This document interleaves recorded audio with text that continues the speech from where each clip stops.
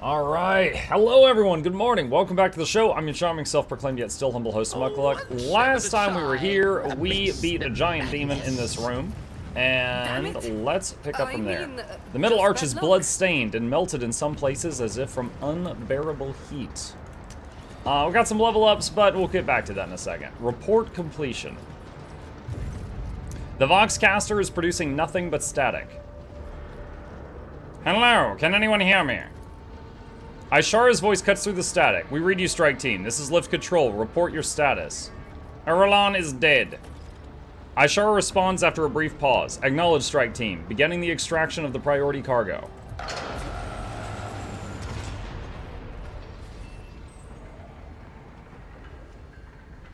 I thought I was the priority cargo. A fine victory, Mukluk. They will tell sagas about the day the contemptible Erlan fell. The Cog Priest should offer you a fine cup of Mjod for saving their prayer world. Thorvald nods at the two gaunt bodies in crimson robes lying on the floor. Thorvald, if you had an Erlan, would have bathed them in 100-fold more blood. As for you, Ulfar Thunderlung, you have proven yourself. The Stormbiters will tell all about your feat and your roaring song. I thank you, Thorvald. You and your brothers fought well. You did the wolves proud. It will be my joy to share a cup with you at the victory feast, Ironhide.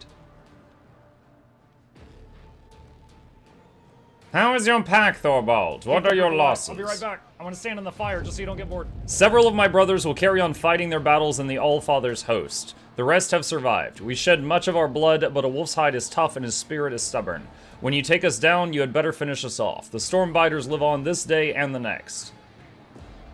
I see you and Ulfar have worked through your quarrels. It doesn't become a noble warrior to bark at his battle comrade after a good fight. Ulfar Thunderlung has proven that the spirit of the baleful howl is alive and strong. So let ravens fly where he has walked and let them tear at the bloody harvest left in his wake. Oh, that's a line. May Blackmane guide you through the black of night, Ironhide. Know that if your pack calls, the baleful howl will always answer.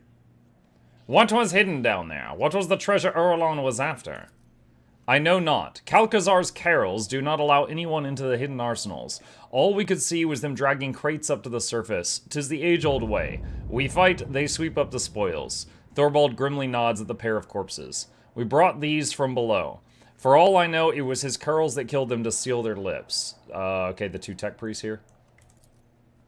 You see no signs of violence on the two women's bodies, but their porcelain white skin proves without a doubt that they are dead. Their hands are clutched together in a death grip. The sweet scent of rotten meat prickles my nostrils, but it is not the fallen bodies I smell. It is the hands of the Inquisitor's minions. 'Tis what my instinct tells me too. My heart never had a strong faith in Kalkazar's words before, but now whatever phantom trust I had is scattering into smoke. We must ask questions and get the answers. By force, if that is the way it has to be. Both wolves affirm the last words with fervent and murderous nods. Heinrichs casts a grim glance at the mighty warriors, but does not contradict them, either out of agreement or doubt about his survival were he to raise an objection. Tech use, 61%. Examine the bodies. Failed. Something strange has occurred to the two women's augmetics. It is as if they have begun to grow inside their flesh, spreading webs of metal around them. Suddenly you hear a click inside one of the tech priest's bodies, and her eyes open wide. A spasm shakes her gaunt limbs, making Thorvald clutch his weapon. Her lips twist into a crooked line, forcing out two words. The yoke. She is still alive. Call the Medicae. Reconstruction impossible. The woman's whisper is barely audible, but the weak voice that is coming from her pale lips still sounds more alive than the mechanical hiss of a vox. The shelter has fallen.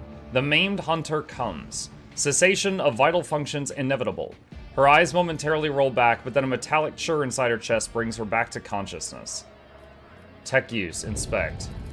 Success. There's not a single wound upon her white skin, but there is no doubt that she will soon perish. Her augmetics are failing, as if they have been sabotaged by some entropic influence. For a moment you consider it a sign of tech blight, but then you refute the thought. What you are witnessing is not decay, but transformation of the matter from which the tech priest's true flesh is made. So the metal in her is changing. What happened to you? A pained shadow falls across her face. The chapel was attacked. The preservation protocol commanded me to hide within the inner artifactorium and block all outside access to it. Prolonged presence in close proximity to the object was prohibited by the algorithm, but the preservation protocol had a higher priority. The object affected me. I resisted. Resistance led to structural change. What object? The yoke, the weapon we forged at the Lord Inquisitor's command, the destroyer of worlds. How exactly did the object affect you? A difficult thing to explain to a layman. Metamorphosis phenomena occur in the object's vicinity. Sacred technology and even ordinary plastials start to behave willfully, shifting, restructuring, and altering their fundamental attributes. Imagine yourself gazing upon a surface of water that was disturbed by a stone an era ago, but the ripples never stopped coming. That is what it felt like. The object propagated echoes of change.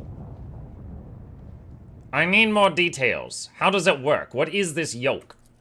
An enigma. The project was kept secret from everyone, including the Smiths. We forged fragments of it. It was a tool for controlling energies of staggering power, and it was not the Omnissiah's blessed gifts that served as its foundation. It was forbidden knowledge, knowledge that we comprehended. Heinrich shakes his head in amazement. A yoke. A means of restraint. It sounds like a project on a grand planetary scale, and this is the first I'm hearing of it. Perhaps there was a hidden purpose to my assignment besides combating the cult and accompanying you, Mukluk, but why? What else do you know about this weapon? How did Kalkazar learn of it? Against whom does he intend to use it? Against anyone. Its power is absolute. The first experiments with this tech relic were calamitous. The tech blight is merely an echo. Its potential is so much greater. She stops as if frightened by her own words. It never should have fallen into the hands of the laity, but the Lord Inquisitor stole it. Its secret was procured beyond the dimensional gate, beyond the dark stars, and passed over to Amarnat. Kalkazar destroyed the Messiah of discontinuing and robbed him, and claimed the secret for himself. So Amarnat was the person Pascal was looking for. He knows, she points at Thorvald. He was there. Thorvald glances at you in shame. She speaks no lies. The first task the Inquisitor gave us in the Expanse was to destroy a cult of tech heretics. The deed was done. This Amarnat, was he a good priest? Did Kalkazar drag us into something foul? Ulfar looks away and rumbles heavily. I was there too. I fought those judged by Kalkazar. I love the smell of burning heretics in the morning, but for legal reasons, that's a joke. I thought about making the stream title today, like, it's like Baldur's Gate, but with heresy. As if Baldur's Gate doesn't have heresy. Why did Kalkazar need you to do it? At first he tried to do everything swiftly and quietly, but his agents and the Cog priests loyal to him failed to capture the leader of the tech heretics. That's when he realized he needed indestructible warriors. He needed us. The Cog Carrols were powerless against the Wolves' might, and we brought carnage to the Explorator's ships and worlds. What else do you Wolves know about Amarnat? Thorvald throws up his hands. Nothing. I swear on my honor. He disappeared, and so did his ship. There is no blood of his upon our hands. And what do you know about the secret weapon? I never even knew there was a weapon. I was told of traitors and I tracked them down. I claimed no trophies. I had no part in any dark intrigues. You think I would have wished that sneaky, scheming viper to get his hands on something so powerful? I wouldn't even trust him with my axe. It is not my place to judge you. You are following orders. Thorvald frowns and says in a hollow voice, and yet doubts smother my heart. Did we sully our chapter's honor with deeds done for a dishonorable end? Back to the tech priest. Why are you revealing Kalkazar's secrets to me? I was never his servant. I was forced to serve. When our circle was broken, he offered me a choice. Submit or die. He threatened to kill half of me if I refused to forge for him. He needed Archmagos Amarnat's knowledge, and I had it. I saw no sense in resisting. I doubt I can learn more. It is difficult to process. Have I fulfilled my duty to the Omnissiah? May I rest now? She looks through you as though she can no longer see you. Who are you? Magos Axiomantha Hanuman. That is my identifier. You are not the first servant of the Omnissiah I have met who goes by that name. The tech priest responds with a faint and enigmatic smile. You have found yourself at the center of a tangle of paradoxicality. You spoke of a shelter and a maimed hunter. What did you mean by that? This place was a shelter. The Lord Inquisitor hid me here, and not only me. A high-pitched groan of pain interrupts her words. The maimed hunter, a figure of termination, an unknown variable. Amarnat's nemesis, I never met them, but I inferred their existence based on statistical evidence and logical conclusions. The portents of entropy foretell that the hunter is near. How do you know about Amarnat? I was a disciple of the Messiah of Discontinuing. When he was laid low, I found myself here. I hid from my reckoning, I reached out to the Omnissiah's wisdom as I pondered and continued. Logic revealed much to me even here in my prison. Point at the dead tech priest. Was she your sister? She was me. A phenomenon of flesh divided me into two identical bodies at birth. The Omnissiah's wisdom let me overcome this psychological flaw by braiding the separate mind. Like they were just twins, and then they got their brains connected? I was the first unificate in the fleet. Now that this half of me is dead, the rest of my mind is fading. The sympathetic principle is insurmountable. The tech priest closes her eyes and starts whispering something incomprehensible, sinking deeper into the depths of oblivion. Can you speak more plainly? Are my words obscure? That is regrettable. Processing becomes difficult when you only have half of your mind.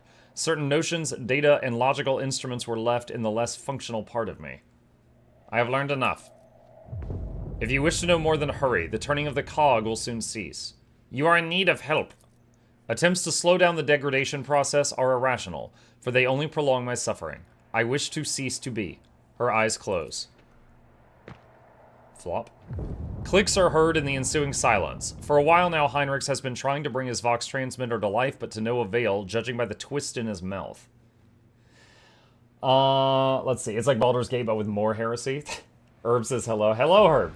Claire says, having a full-time job in a different time zone and not being able to watch the streams as often is very sad. What's the plan for the birthday stream? Probably the usual. Guild Wars 2 all day. There's going to be drops going on in Guild Wars 2 at that time as well, so that'll be, you know, icing on the cake, so to speak.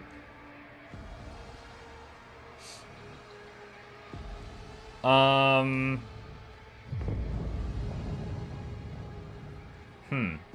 the tech priests. May the Deus Mechanicus accept their souls. May the wolf that stalks between stars keep their departed souls. Okay. Alright.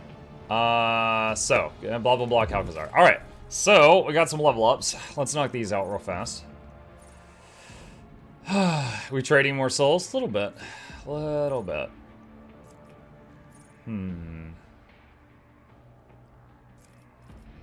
Attacks made on others' turns do 13% more damage. You know what? We've been doing a lot of damage with parries lately. I'll take that. Alright, what else do we got here?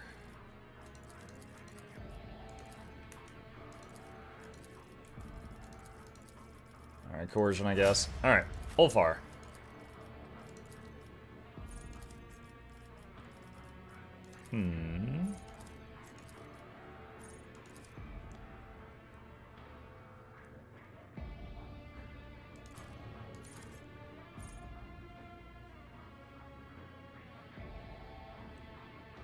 Killing an enemy with a melee attack makes all Archmilitants' ranged attacks cost -1 AP and vice versa. It does not stack. That could be really good. Kill someone with a kick and then the other skills become cost 0 and 1 instead of 1 and 2.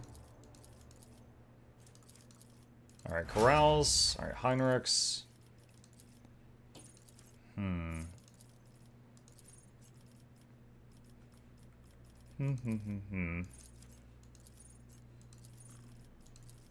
Blade of Light. What is the skill with?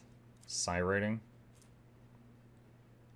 I would assume his staff counts as a force weapon.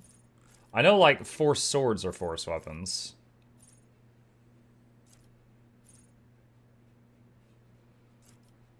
Yeah, let's try that one. That's fine, we'll try that. Alright, what else we got? Give him a skill increase of some kind. Alright, coercion. Alright, Cass. Let's see. All the red ones we have. We've gotten a lot of these already.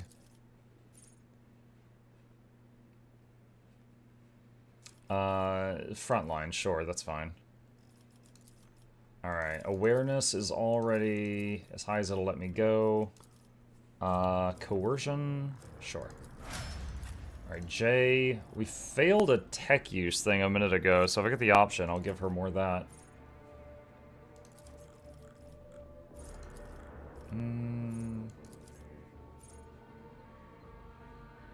Enemies near the familiar suffer minus stats, sure. Alright, tech use, sure. Alright, lastly, Cabela.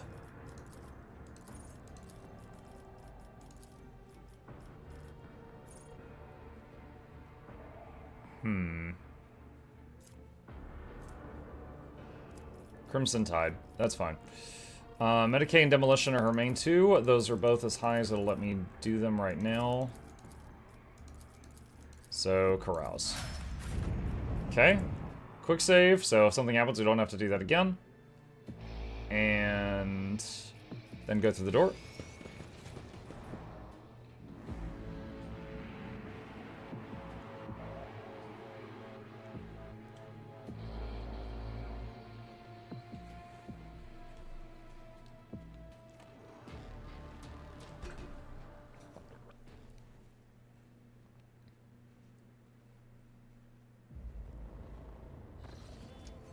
Alright, so we're back on our bridge, it looks like. Oh. Why is he half Nicky? What's going on? Thorvald. So we meet again, Ulfar Thunderlong. Thorvald gives Ulfar a stern nod, then turns his steely gaze on you. Long live long road trader. Business has brought us to your Drakkar. The traces of Halbrandt's encounter with Ulfar's rock-hard forehead are still fresh on his face.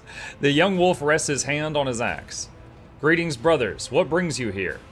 Ulfar returns Thorvald's look with an equally fierce glare. For some reason, he has foregone his magnificent armor today and stands on the bridge clad in little more than the physical perfection inherent to an angel of the Emperor.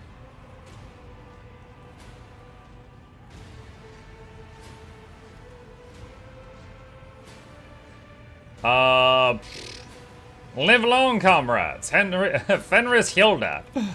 Fenris Hilda, we thank you for your hospitality and kind words, brave Huskarl. Thorvald's face breaks into a wide grin, his affected severity vanishing from his face. He rumbles solemnly. Brother Ulfar, you swore that you would stand for the honor of your pack, the baleful howl. Did you descend to Euphrates II with your brothers? Did you fight?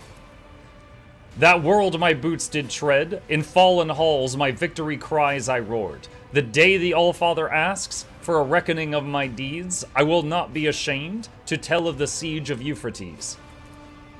Who will bear witness to the truth of this wolf's words? I will bear witness. We know you, Mukluk. We have seen you in battle. We believe you. Show us the scars, Brother Ulfar, that we may see the mark of your deeds in the flesh. I did not acquire my scars to show them off, Brother Thorvald. Show the scars, brother! Show the scars! Thorvald's cry is echoed by the other wolves, who bang their fists on their armor in time with the ship. Their words. The ship begins to vibrate. Awareness. Look more closely at Ulfar. Ulfar's decision to appear at this meeting without his armor suddenly makes sense. You're watching a ritual, and Ulfar's show of modesty is merely a part of the performance. Join the chorus. Show the scars! Ulfar turns with ostentatious reluctance to let the light fall on the fresh marks he received on Euphrates II. You had no idea he had suffered such deep and grievous wounds. The crowd erupts in roars of approval. Thorvald raises his voice to shout over his brothers. Did you take a glorious trophy in that battle as a token of your valor? Ulfar removes the horn he wrenched from the Hellbrute from his belt, and you notice that it is already carved with Fenrisian runes. The wolf proudly shows the trophy to his comrades, causing another explosion of cheers. Proudly thunders the baleful howl. Praise the Allfather for sending us such formidable and valiant brothers. Thorvald makes a gesture, and Halbrandt removes a magnificent axe from his belt, presenting it to Ulfar with a deferential bow. Accept from the Stormbiters this gift in honor of the battle that was fought shoulder to shoulder. You receive Grin of the Iron Wolf. That is a lot of damage. Morning Muck, any idea when you will be playing The King is Watching? Not currently. I will say our schedule is pretty packed for at least the next week or two. with everything going on right now, but it is on my radar.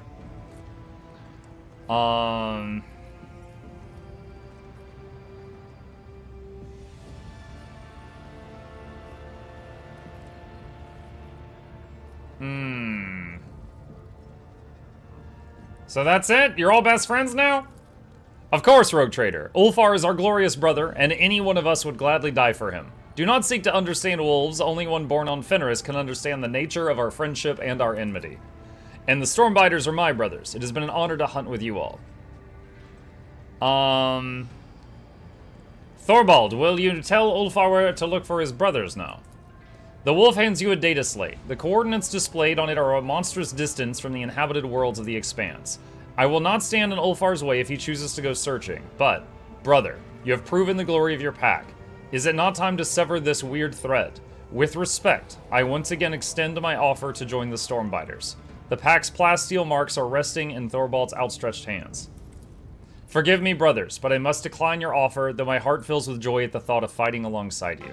Ulfar draws a knife adorned with scarlet runes and slices his palm. Mukluk feels good. Hey, Jag. 49 months. Thank you, buddy. I, Ulfar Thunderlong, swear before the Blackmane and by the blood of Fenris, I will not cease to seek my pack until my own eyes behold them alive or dead. I understand, brother. Thorvald sighs with regret. May Blackmane run beside your path. Fortify yourself, stoke your rage. I see that your heart is darker than the waters of the world sea. So I ask you, take care that you do not join those of whom we must not speak. Ulfar, give us a look at your new axe. Thorvald grins with pride as he looks upon the magnificent weapon. Our rune priest quenched it in the blood of the despicable word bearers who fell on Euphrates II. The blade is enameled with bone meal from the tooth of a Fenrisian kraken, and inscribed on it are the names of all the brothers of the baleful Howl Pack. Lore Imperium success. You know that a name inscribed on a Fenrisian weapon can mean different things, whether glorification of past heroes or commemoration of the fallen. Ulfar runs his fingers over the symbols, lingering first on one name and then another. You're no expert in Fenrisian runes, but you can make out these two, Arnulf and Skiati. Those are the two that died fighting the Hellbrute on the last mission. Thank you for this gift worthy of the Varagir Ironhide. Ulfar tests the weight of his new weapon, and his face bears that satisfied expression seen only on the faces of true warriors who have found the perfect weapon for their hand. Ulfar, I see you have decorated your trophy from Euphrates II. With something of a flourish, Ulfar shows you the angular yet graceful script of runes that wind around and around the gleaming horn. When I return to Fenris, I will drink Mjod from this while singing the saga of my march into the Coronis Expanse. So what now? Well, we should probably return to our Drakkar. You sense a question mark at the end of Thorvald's statement. Ulfar's face becomes serious and he gives you a significant look.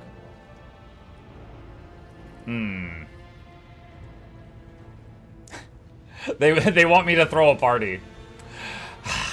I can hardly let the glorious wolves of Fenris leave without first treating them to a fine feast. The wolves burst into shouts of approval, and someone with a gravelly voice starts singing a merry song. No doubt one about massacres and glorious deaths on the battlefield. The kitchen servants here are certainly no match for those serving in the Great Hall on Fenris, but the masters of this Drakkar are not lacking in hospitality or generosity. The small group of space wolves is enough to fill your entire magnificent ship with clamor, shouts, and other portents of the coming feast. A formidable feast in which eating, drinking, and singing will be done the way wolves do all things, to their last gasp. Party time! They're like, well, I guess we gotta go. They're like looking at me like, unless you're gonna invite us to a party. Alright, can we tell Pascal about what we found? Oh, he's up here. I'm on the wrong level.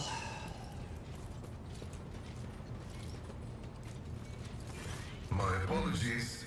19% of my processing power is engaged in the analysis of my tech comrade's memory. My response time may be longer than usual. Have you found anything out? The data is scarce. His identification code is the same as mine, and his memory contains data confirming that the assassination did take place. Unfortunately, some of his memory was damaged by pulses broadcast by his battle harness. I can assert with some confidence that he was who he claimed to be, and that he served the Deus Mechanicus earnestly and eagerly. Alright, so I think this was about the really jacked tech priest that showed up on the ship that was saying that Pascal had disobeyed because they had, or not disobeyed, but he had done, not a crime? He had done something, like violated a law or a rule because they had the same identifier. And we ended up fighting the guy, and now he's scanning him and saying, like, yeah, we did have the same identifier, that's not supposed to happen. He gave off the impression of a paranoid madman. Notwithstanding his permanent state of agony, he was not cognitively dysfunctional. His desire to immediately destroy the object he had deemed profane was partly dictated by his engrammatic augmetics, which were receiving imperatives from his battle harness.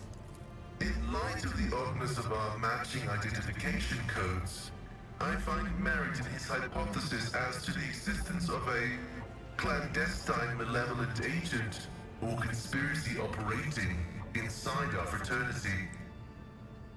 Are you not surprised Amarnat's words had such an effect on Opticon 22? I was not knowledgeable as to how popular Blessed Amarnat's teaching was in explorator circles.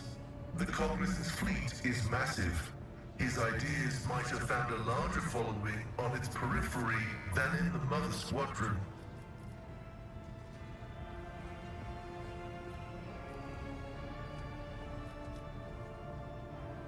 Who do you think was behind the assassination? No data available. I will hypothesize that the assassination was instigated by an enemy of the Blessed Amarnat's doctrine. I accept the possibility that the assassins were targeting me, only to be led astray by Tarsus and my own identical identifiers. I am concerned about the fate of Archmagos Amarnat. According to Opticon 22, he went missing in the wake of the incident on an Arc Mechanicus, the Hermetico. Information about that ship and its perishing has been purged from the archives. I accept the possibility that the incident on the ship, the concealed data, and the assassination have all been part of a single conspiracy. Perhaps you will be able to find out more. I will continue my research into the Blessed Martyr's memory with all due reverence. Okay. Let's take my leave. May your labors be effective and fruitful. Okay. Not gonna exhaust his dialogue too much. We did do his entire quest line in the last playthrough. So I want to see what's next on the MSQ, since we have actually made a few different decisions in that. Wilbur, thank you for the Prime. Appreciate you.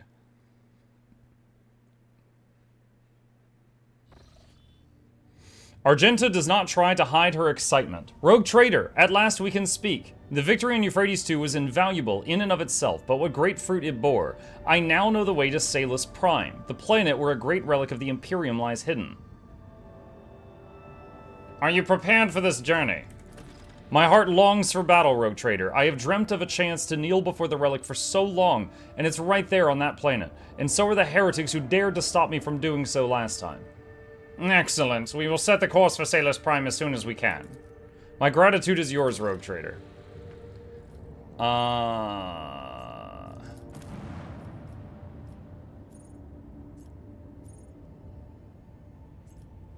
Wait, okay. Where? On a sec, let's go back to the big mount.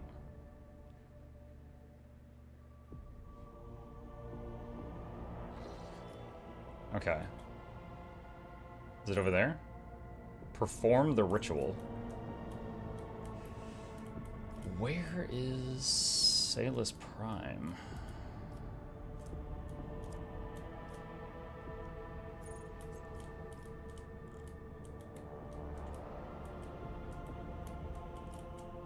Bruh, she said she knew where it was. I don't see it. Well, for now, warp travel here. Your Lordship, the Choirmaster is reporting that the Astropaths have received a signal. It states the following. Arc Mechanicus Hermetico is calling the unit Pascal Hanuman. Directive, visit, priority ahead of the queue, purpose discontinuing the cycle. It is followed by a set of coordinates. According to my data, the lost sacred vessel Hermetico is the flagship, headquarters, and last confirmed location of Archmagos Amarnat. I hereby request permission to immediately embark on an expedition. Pascal, why are you being summoned to that ship? No data available. No hypotheses are available. The justification is irrelevant. If the Blessed Amarnat summons me, I must comply with the directive. Chart the course. I am coming, Mentor. The Lord Captain and his crew have lost track of how much time they have spent in the warp jump. The vessel itself, the groaning of the bulkheads, the Voxmaster's reports, it all happened so many times before that it would happen yet again. No matter what occurred, the officers could not shake the feeling they were running in circles, as if the voyage across the Sea of Souls would be eternal. Routine actions blended into grey nothingness and filled the crew's hearts with anguish. Many members considered submitting to the mercy of the chaotic power outside. Days went by, but the navigator did not give the order to leave the Immaterium. Willpower 100%. Heed your inner voice. The Lord Captain's insight pierced through the mind-numbing haze. It appeared that the ship's astropaths and navigator had been sounding the alarm, but their messages had been ignored. Their combined efforts finally broke the time loop and released the vessel from the Empyrean's embrace. The warp never tires of its cruel mockery.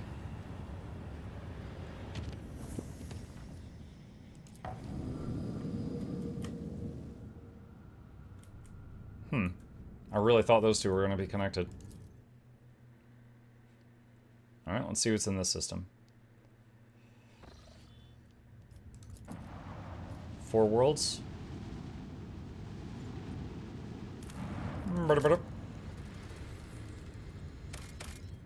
Ice World and Prometheum. Do I want to get the Prometheum?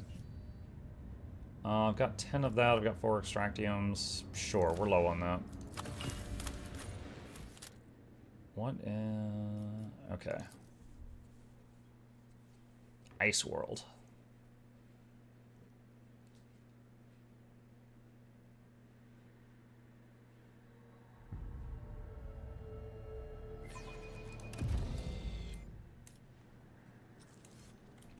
Oh, the PTSD. There's some nasty stuff here. A fragment of ship plating bearing unholy symbols. It seems the vessel was shot over the planet and some of the debris reached the surface. I'm still new to the art of exploring.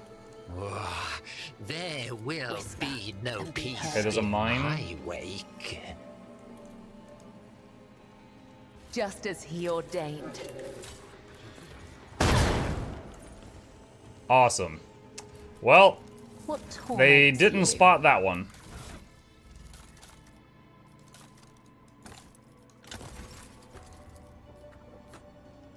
Do you think my body was suffering? Chaos Space Marine. I love how my dog is right there in his face.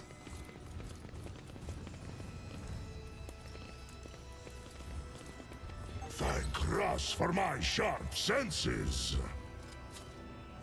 Just as I was taught. In this tapestry of a world, I am the rogue thread. Kind of surprised we're not in combat yet. Oh, Lord. There we go. Spectacle of your demise. The disgrace of Monarchia will be avenged. I don't know what you're talking about, my guy. Oh, there it is. That's the reason I had PTSD here.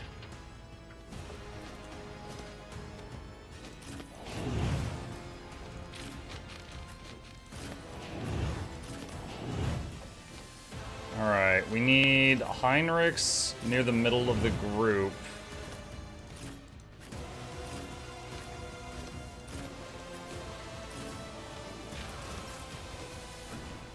Alright.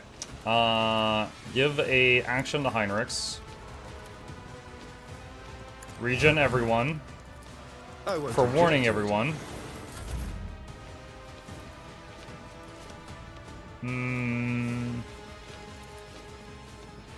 Isn't this a job Front for the line. serfs? I am a navigator, Back line. not a servitor.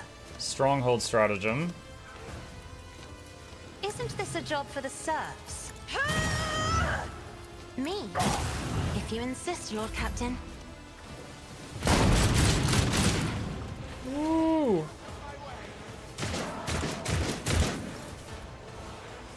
Wait. Okay, cultists up there. Wait, what? Oh, this is a three-way fight. The cultists are shooting at the Hellbrute.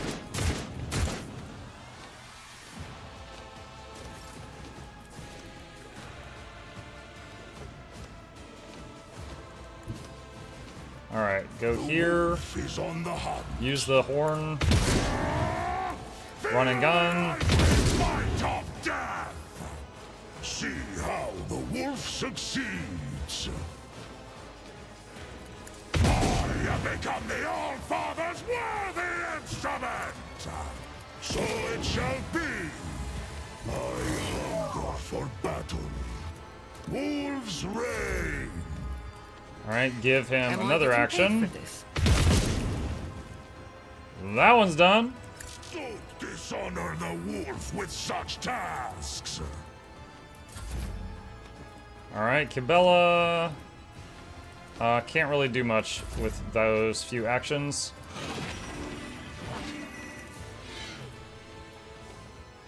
Commands are more pleasant to give than to follow. Tell me that it is done. You jest, surely. Alright, Muck's turn. Get here to block the hallway. Taunt. Oh, wait, I just realized if I do that, then he's not going to get hit by the buffs. So I need to back up. A genius. Okay, we got to keep him with the... Okay, we got the taunt off, but we got to keep him with the group until the buffs are done. Okay. Iron Arm. Resolve. Heal. Warp Speed. For the throne's glory. That's... Let's see to it. Naturally. Okay, there we go. That's all the buffs. Alright, Cabela. Oh, this is gonna be so good. Dot everyone on the map.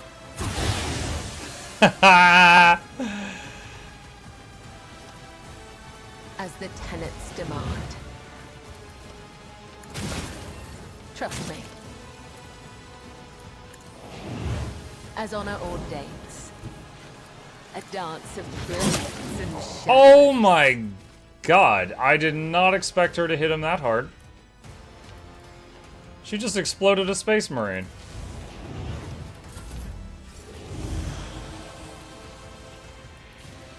Okay. Be careful not to cross my gaze. If I may. Curse on him. Me? If you insist, Lord Captain. I'll paint your death in colors. I challenge you, Damget. Come. Feel the icy fire.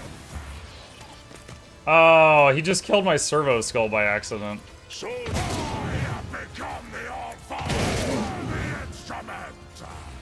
See how the wolf succeeds.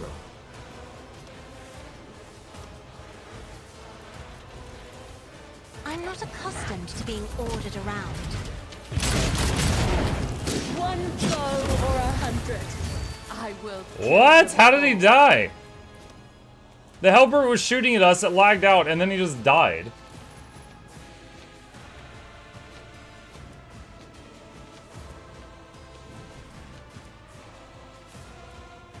Oh my god. Did they all die from the dots?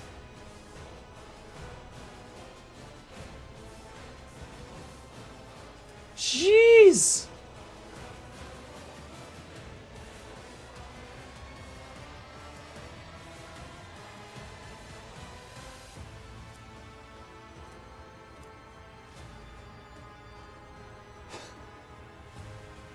So all of the cultists, I guess, died from the dot everyone ability?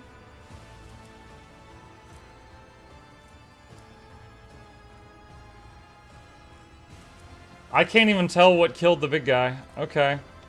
Well, it says there's one enemy remaining. Where is he? He's over here.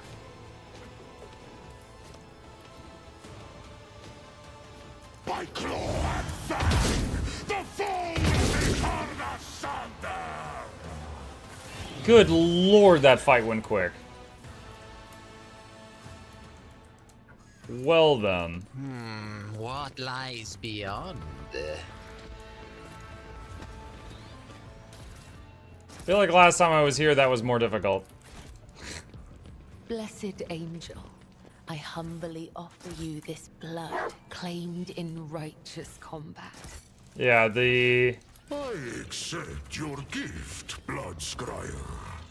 Use it to inscribe a rune upon my armor, so that it may praise my valor. The former warehouse of the planet's defenders, the crates marked provisions are empty and the weapons are simple and of poor quality. Curiosity sings in my veins.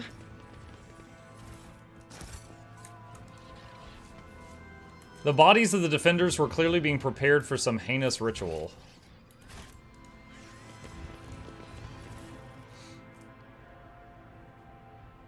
Tearing Vengeance.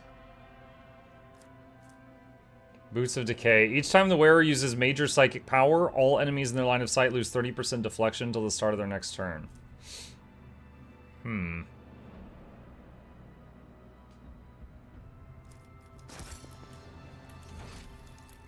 Patience!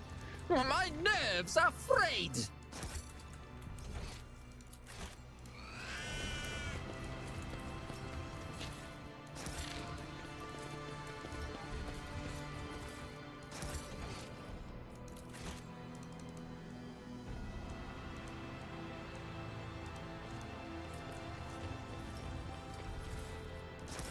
That's... The bodies of the defenders seem to have exploded from within. The bodies are dressed in rags and armed with faulty weapons. You notice many handmade aquillas and other symbols of faith. There will be no peace in my wake. Okay. Medicae. The Vizier. By Would the- he be proud? By the nature of the injuries, it is clear that the head of this man was literally wrenched off, unscrewed from the body. I think that was supposed to be a hint about the Hellbrute, but I didn't see it until before killing the Hellbrute. That seriously might be the most effective the was it Carnival of Misery might have ever been. Like just the fact that the enemies were so spread out, they were all over the place, and then they all just died in one turn.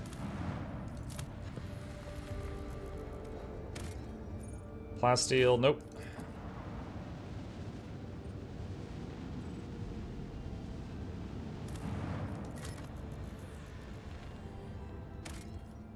Plasteel again, good lord.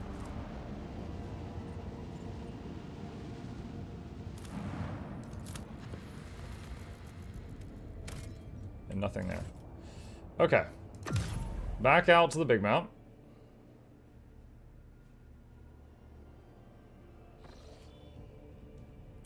Okay. Let's take a look here. Go to Footfall.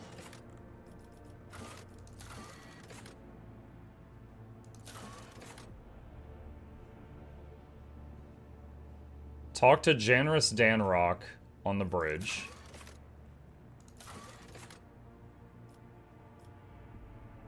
Find Salus Prime.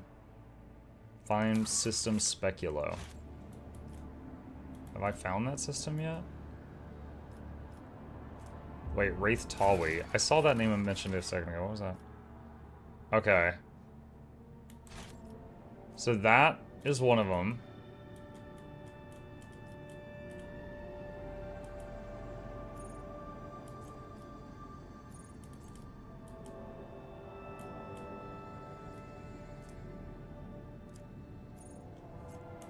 Smargas must perform the ritual.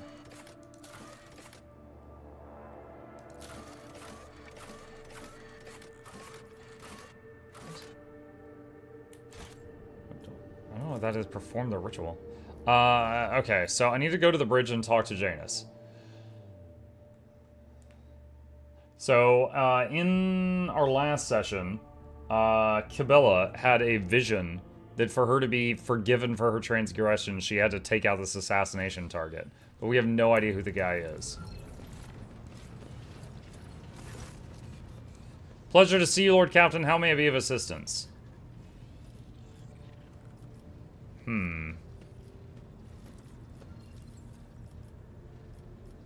I want to transport some goods.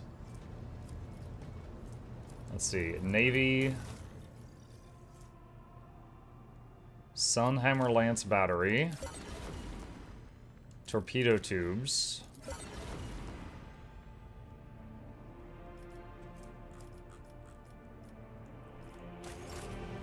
Fellowship of the Void.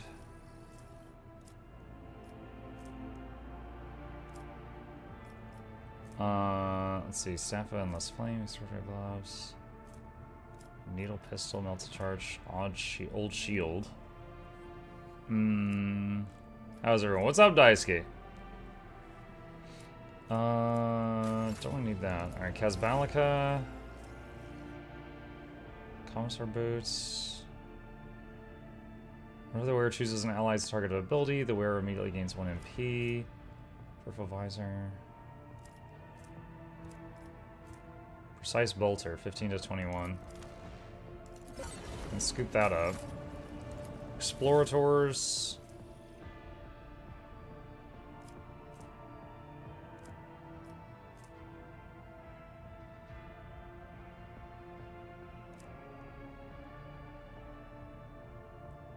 Okay, and Jerusians. Camaraderie Badge. Whenever the wearer hits an enemy with melee, the wearer's nearest ally gains 6 temp wounds. Deathworld Origin Enforcer like Carapace. Armor of the Final Threshold.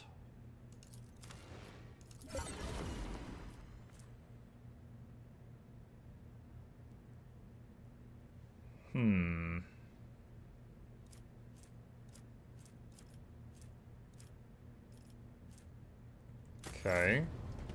Alright. Generous again. I must locate someone named Nike Erebus. Find whatever information you can.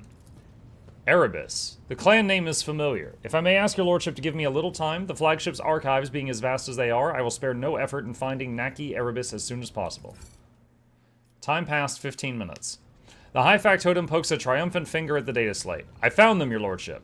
The Erebus family are a lesser Voidborn clan. They've served in the boarding teams for many generations, spilling blood in the name of the dynasty. In the service of her ladyship Theodora, Erebus has displayed impeccable heroism on several occasions. Unfortunately, the clan was all but wiped out 2 decades ago during a confrontation with enemies of humanity. For their valor and sacrifice, Lady Theodora granted the surviving members of the clan noble estate privileges and the right to settle on the capital world. It is not common for a Voidborn to settle on a planet.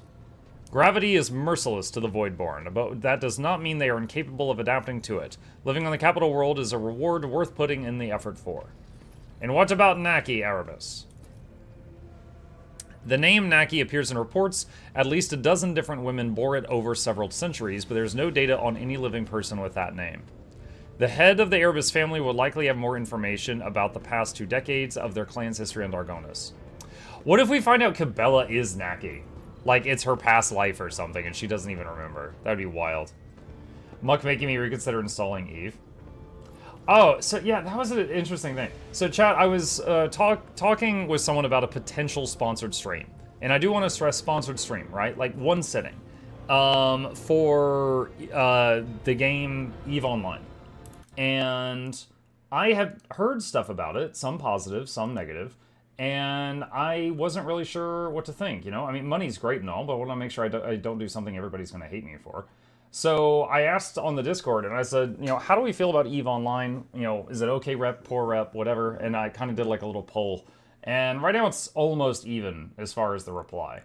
So, yeah, I'm kind of on the fence. Now, even if I accept, that's not a guarantee that I'm going to get the sponsorship. But it's basically like throwing my name in a hat for a chance at it.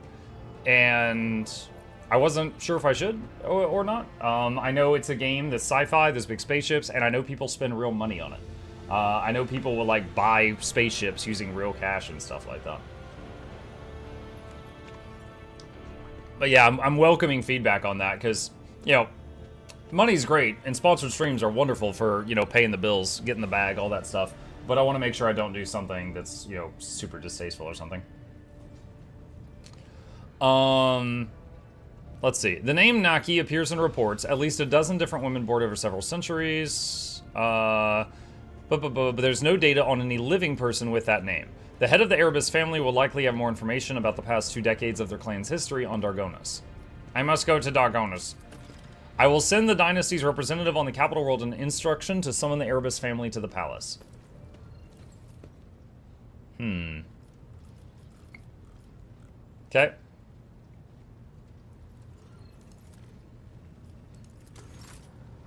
All right.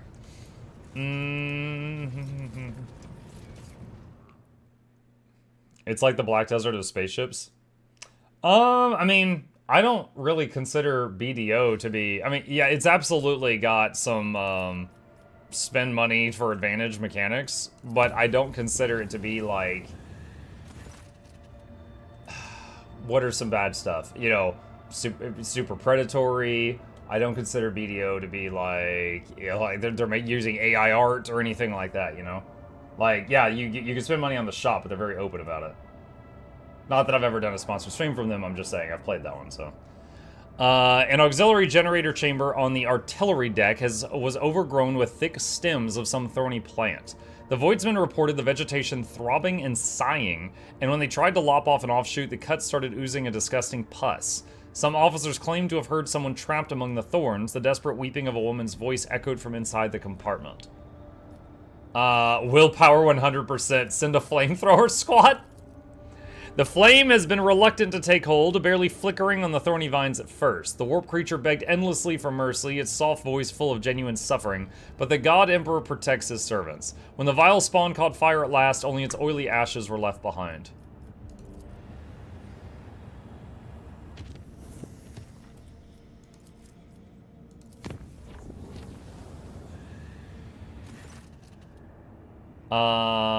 We got jumped. Okay. Gotta go deal with this. Eve is the same, you just spend money for faster grind, it's just that. In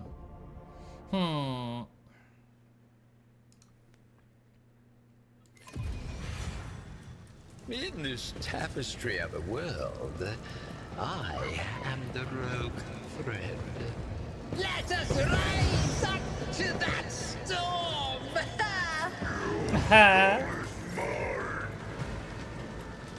Isn't this a job for the serfs? Let's see to it.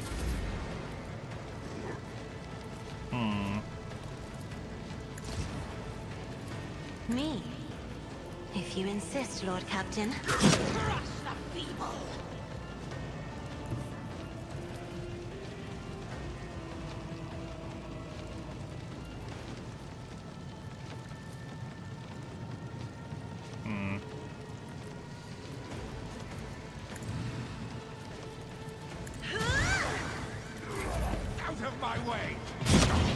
Ow. My Caramatine is strong! The ruinous powers! Light like a power in trees! Don't frighten me! Is that all you've got? The fed hungry come! Oh, is it bugged again? Wolves reign. I don't like. Nope, there we go. Alright, it's working now.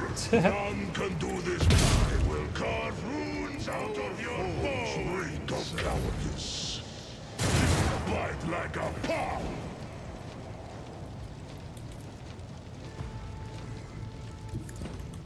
Schemes within schemes. Alright, taunted those two.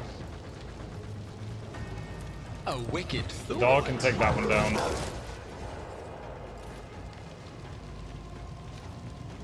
Let's see. Okay, now I'm really riled up.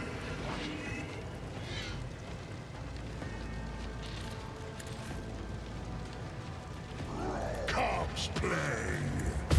In disgrace, my instincts tell me to refuse. The war sign, badass. See how the wolf succeeds. Will carve runes out of your bones. So shall it die in disgrace. Don't dishonor the wolf with such tasks. Oh, I can't move back this turn? Shoot. None can do this better than a warrior Okay. of the All-Father.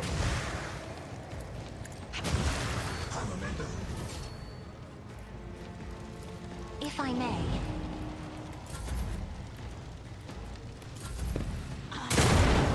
Heinrich still hasn't had a turn. Let not the righteous fear. May their blades be sharp. Vengeance will be swift. For the throne's glory. But of course, Lord Captain. Killing brings me There no we go. pleasure. Buffs are done finally. Now that the fight's almost over. Death is a blessing. Okay, the last one died from dots. Okay. What lies beyond? And it should auto loot the... Yeah, there we go. Cool. I think I'm going to start this game soon. This will be my first dip into 40k universe. I'm scared. What's up, Intrudin? Intrudin, I just got into Warhammer stuff like a year or two ago, maybe 2 years at this point. And since then, I've played like half a dozen of their games. I've really enjoyed it. This game, I think, is a decent choice for diving into the fantasy of this for the first time. There's a lot of tooltips in it. It's like when they're talking about stuff, it'll be like, you know, certain words that are bolded, and you can mouse over those words, and it'll pop up a tooltip and give you more information. I think this is a pretty solid choice for a first-timer who doesn't know anything about the universe, if you're interested. Okay, so we need to go boop, boop around here. We need to do whatever that is. Perform the ritual. We also need to go do Dargonis, which is up there. We need to go over there as well. Got a few different places to go. Safe jump, nice. This one's green, should guaranteed be safe. And this one's orange, so this one might be dangerous.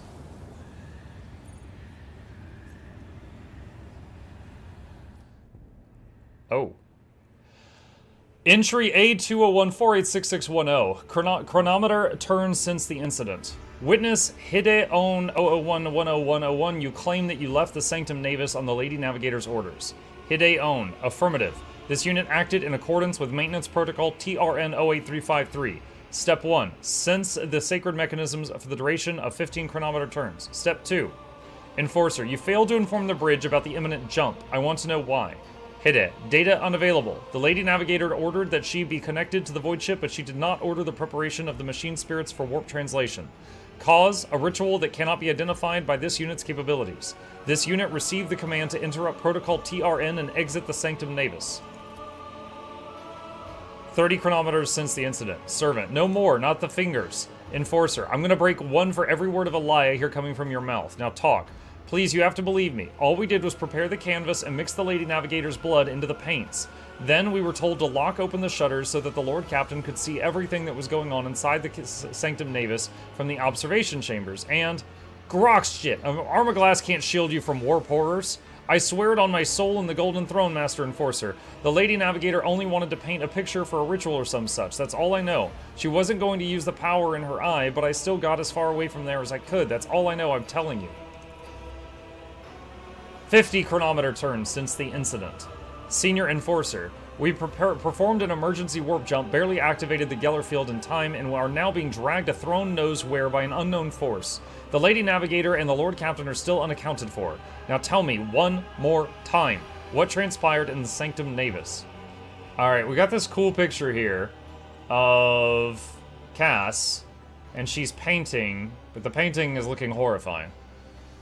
Enforcer. I escorted the Lord Captain to the observation chambers and yelled at the servant for leaving the shutters open, but then I was told it was on the rogue trader's orders. We could see the Lady Navigator clearly through the armor glass. She was lost in thought, staring at the canvas in front of her. She looked like she was completely unaware of the world around her. Soon the servants were ordered to leave the Sanctum Navis, and the Lady Navigator picked up her brush. Entranced, she started dragging it across the canvas, painting one image over another, and another one over the last, and another, and then the Lord Captain noticed it. There was a thing on the other side. The picture, covered in a layer of fresh blood, was coming to life, but the Lady Navigator was oblivious.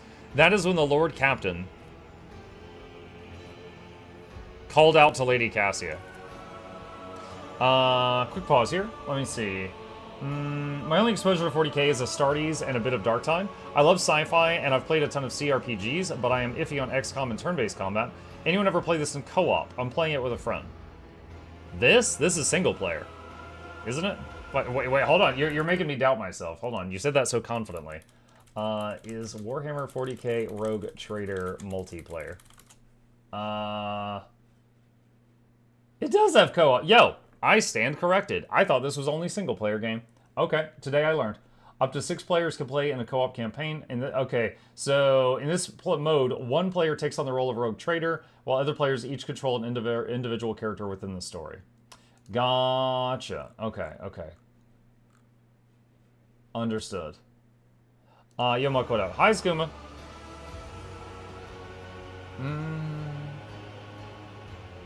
So yeah, I'm near the end of my second playthrough, so I can answer a lot of questions about this game. I have not tried the co-op, though.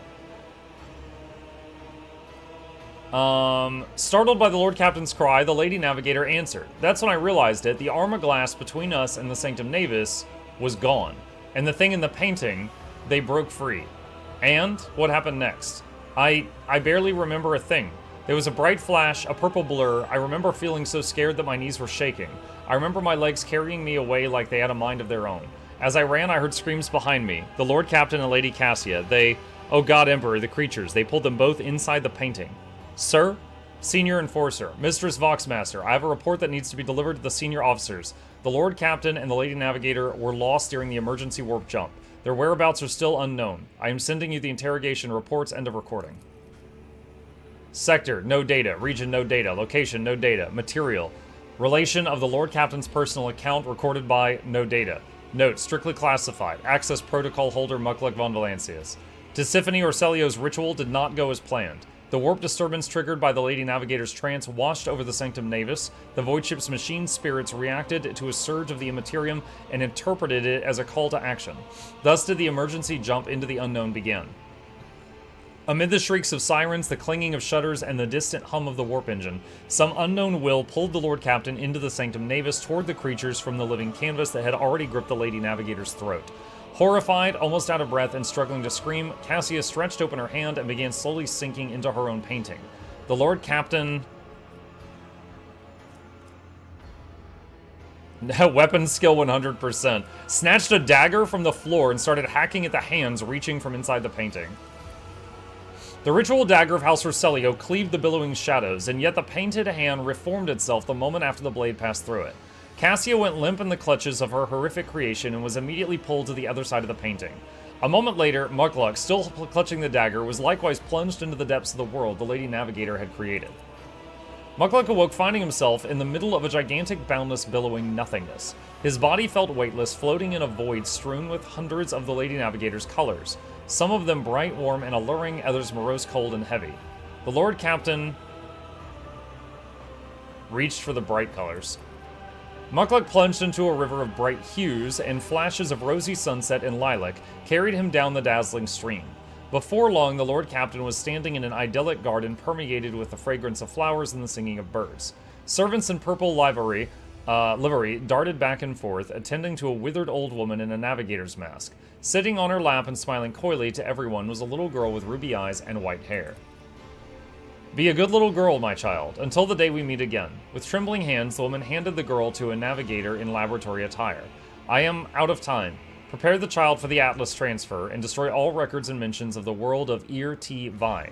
None must learn of that which took place here. And remember, her body must grow strong for it to accept my power. Once I have returned, loyalty will be rewarded. The memory dissipated, and a gust of silvery wind hurled the Lord Captain back into the ocean of nothingness. But this time, the nothingness felt dismal. Instead of bright hues, all it contained was shadows of invisible monsters swimming by. Shrouded by a nebulous veil of unfathomableness, the Lord Captain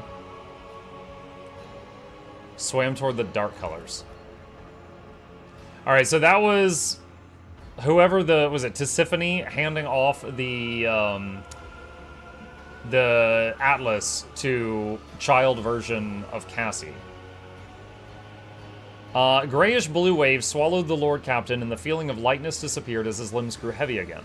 Mukluk fell on the hard floor of a laboratory cluttered with vats as tall as a human. Inside them were dozens, hundreds even, of repulsive mutants. Some had no arms or no legs, or two heads or no face, or their innards turned inside out, but each had white skin, white hair, long clawed limbs, and ruby eyes.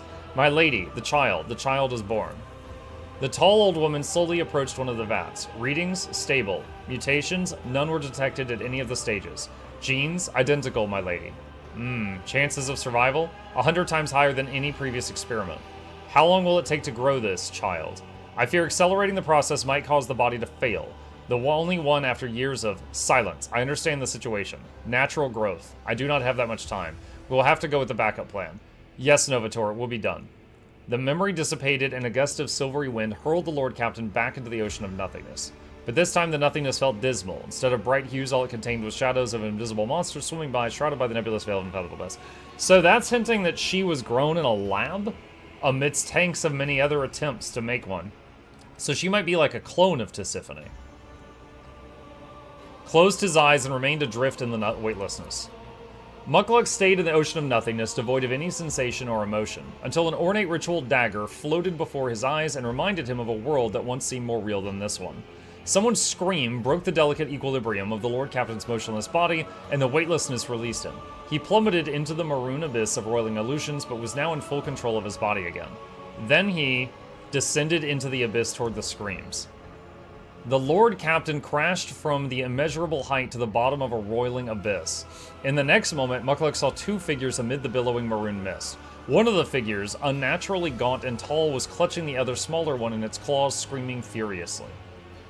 Oh dang, that's an image. The Lord Captain, awareness check, peered into the strange maroon mist. Let's see. Catching up on chat, looks like there's a couple people on the conversation. Science sweet stuff happens. No, I haven't played Fear either. In the swirling mist all around him, Mukluk could make out human faces stricken with torment, and not just human faces. They were Xenos, Eldari. Their features fused together with those of humans, which made the Crimson Spectres look all the more abominable. Their gazes and their rage were directed at the two unmoving figures facing each other. The Lord Captain drew closer to look at the figures.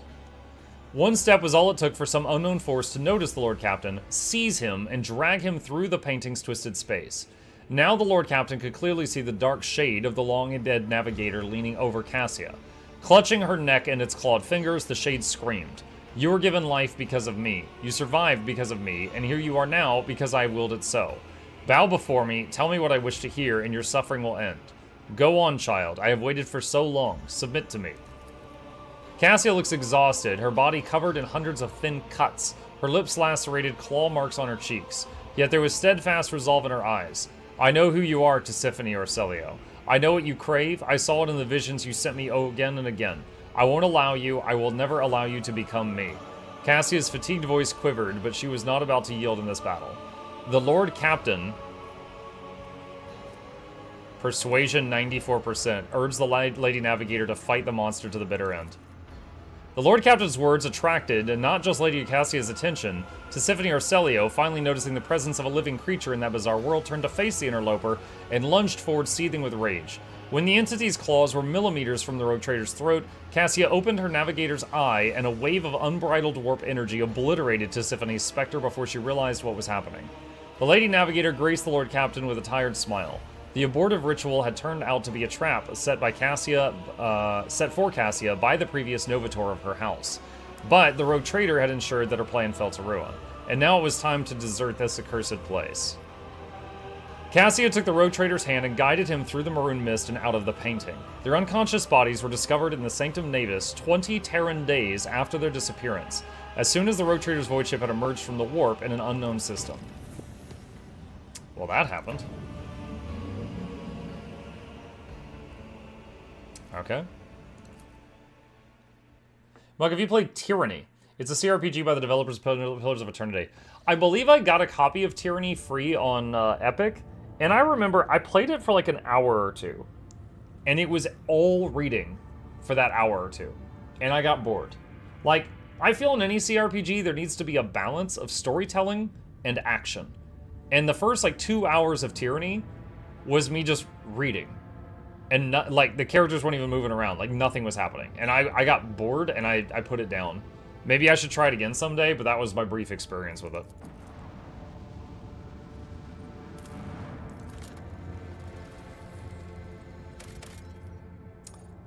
I've seen a planet burn once before. Oh, I couldn't read that in time. What is this? Before you is a burning world, an inhospitable place at the mercy of a perpetual inferno due to its suffocating atmosphere and close proximity to the system's star. The firestorms on its surface never cease. What could the Casbolica be looking for in such a place? Logic. Utilize the full capabilities of the augurs to locate something unusual on the planet. After many long hours spent analyzing augur data, the tech priest noticed something unusual. A number of constructions of artificial origin can be detected under the planet's surface. They are too vast and peculiar to have been created by humans, but their geometric shapes and other properties clearly indicate they were put together by sentient beings of some kind. There are traces of human activity next to the mysterious constructions. It looks like somebody found a way to land on the planet and set up an archaeological dig. These ancient monuments have been stripped of anything of value or interest, but other burning worlds may yield new discoveries. Okay. Oh wait, I just remembered. We might have a ship upgrade. Okay. That's cargo.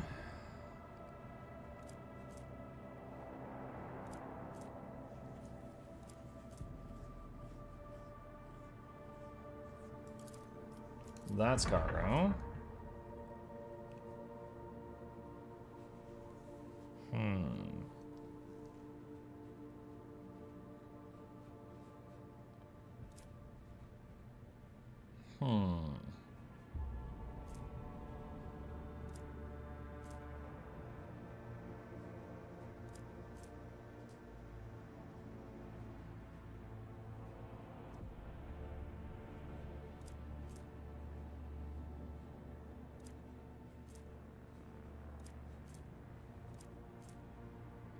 I think this is the new one. Sunhammer Lance Battery.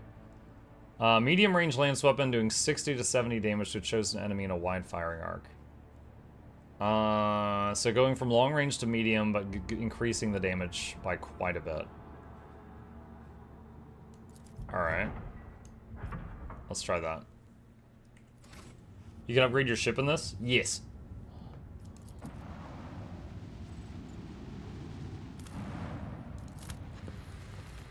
Yeah, you can also build outposts on planets and stuff. Okay, so this is Cassia's quest, I guess. So she has to be there for this. Birds. How are you today? Okay, yeah, I recognize this. I think we've stumbled upon the final area for Cass's quest line. And I think that's Eldari armor, basically the space elves. They like their tall hats. Okay, we've got to level up. Once again, we've gotten most of the stuff I care about, so now it's just kind of pick whatever.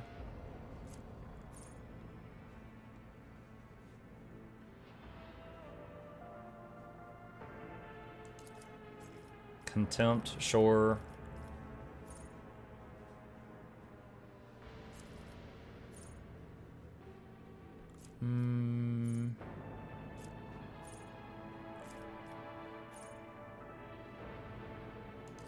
Public sentencing, sure. Okay, exemplar.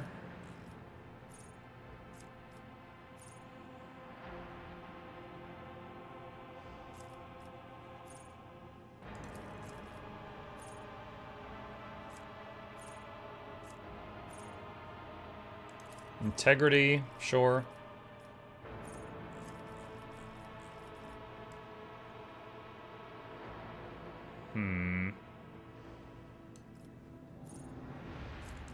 Wounded beast, I guess. Alright, Heinrichs. So done. What's this? Crooked Sword, human, second line of sight. Oh, that's kind of cool. Yeah, I'll take that.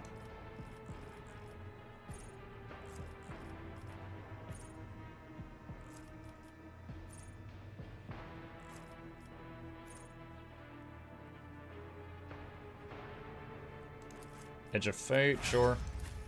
Alright. Let's see, personal oversight.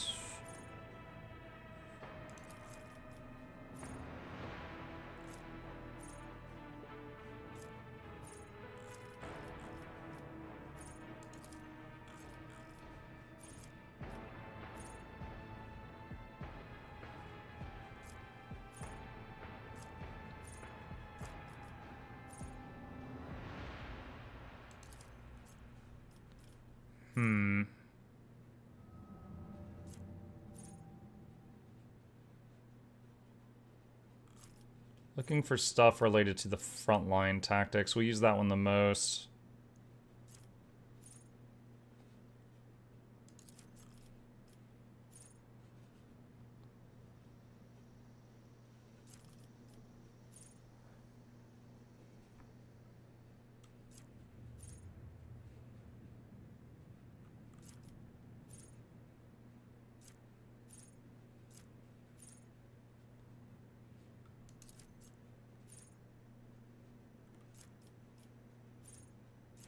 Strategic offensive? Sure, why not? Under my protection, sure. Really kind of difficult to find stuff that's super useful at this point.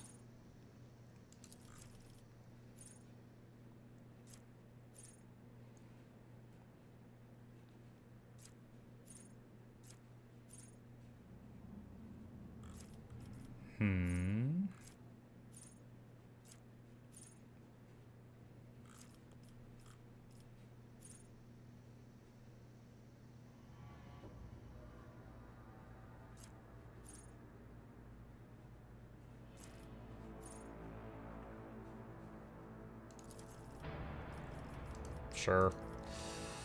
Let's see, base skill increases. No.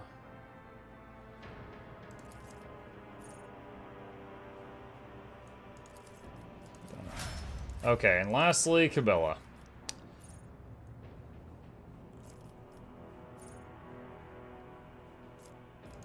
Blood Rush, sure.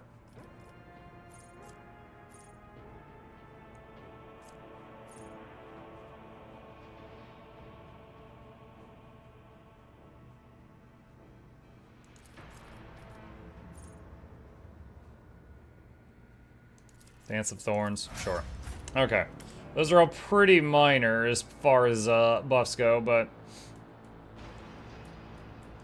Okay, game is saved. They will see. Oh, yeah. There is barely noticeable imprint of a long clawed hand on the broken cogitator screen. The Eldari Sanctum is blemished by human presence. In their pursuit for ancient secrets, the navigators had no qualms about filling the ruins with machinery and supplies. Genius! Triumph. A job for me. Elite marksman gloves, wearer gains 15 to ballistic skill. The Orselio navigators left no stone unturned in this Eldari temple. It is as if they were looking for something that they could just not find. Applaud my brilliance. One step at a time amidst the madness.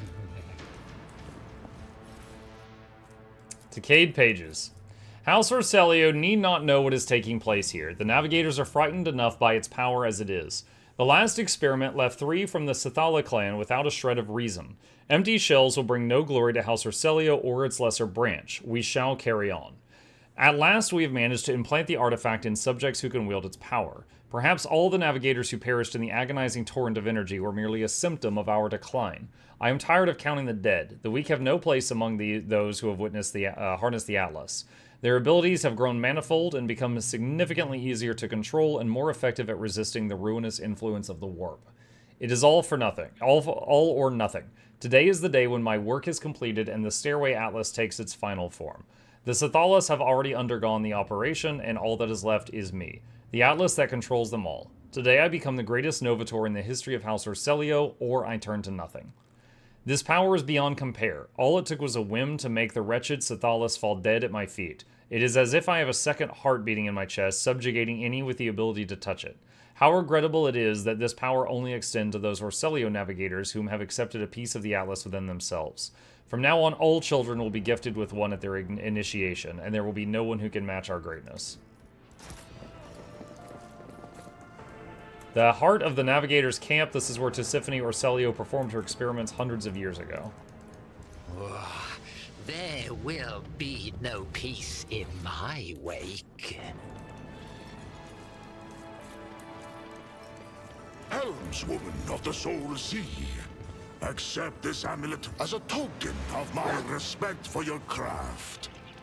Every experienced ship pirate on Fenris wears one of these. Thank you, Ulfa. I am pleased to know that I am worthy of the Space Wolf's trust, and even more pleased to see it in the motley flashes surrounding your radiant soul. The ruined statues once depicted pages from the long history of the Eldari. In this tapestry of a world, I am the rogue thread. Eldari chainsword.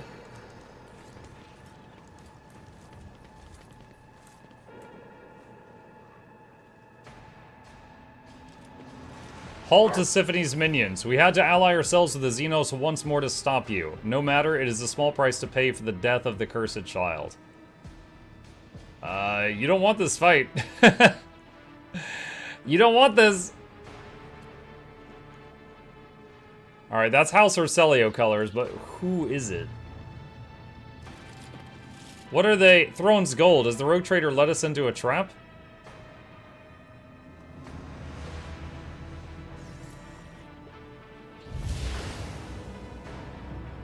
What?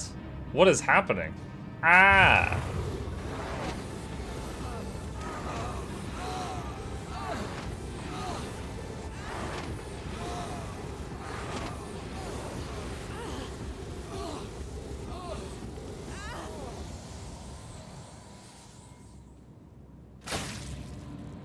Wow. That's a lot of ketchup. Orselio, Renegade's representative. Damn Xenos, this was not the bargain we struck. Throne smite you. The Navigator, whose skin is so thin it reveals the muscles, bones, and innards underneath, clenches his augmented gold jaw in contempt. What? What does this mean? Has the rogue trader stooped so low as to lure the child and us into a trap? The envoy's lip curls in fury. Great Regent Aranto was wrong to trust you. You spared Regent Aranto's life while passing judgment.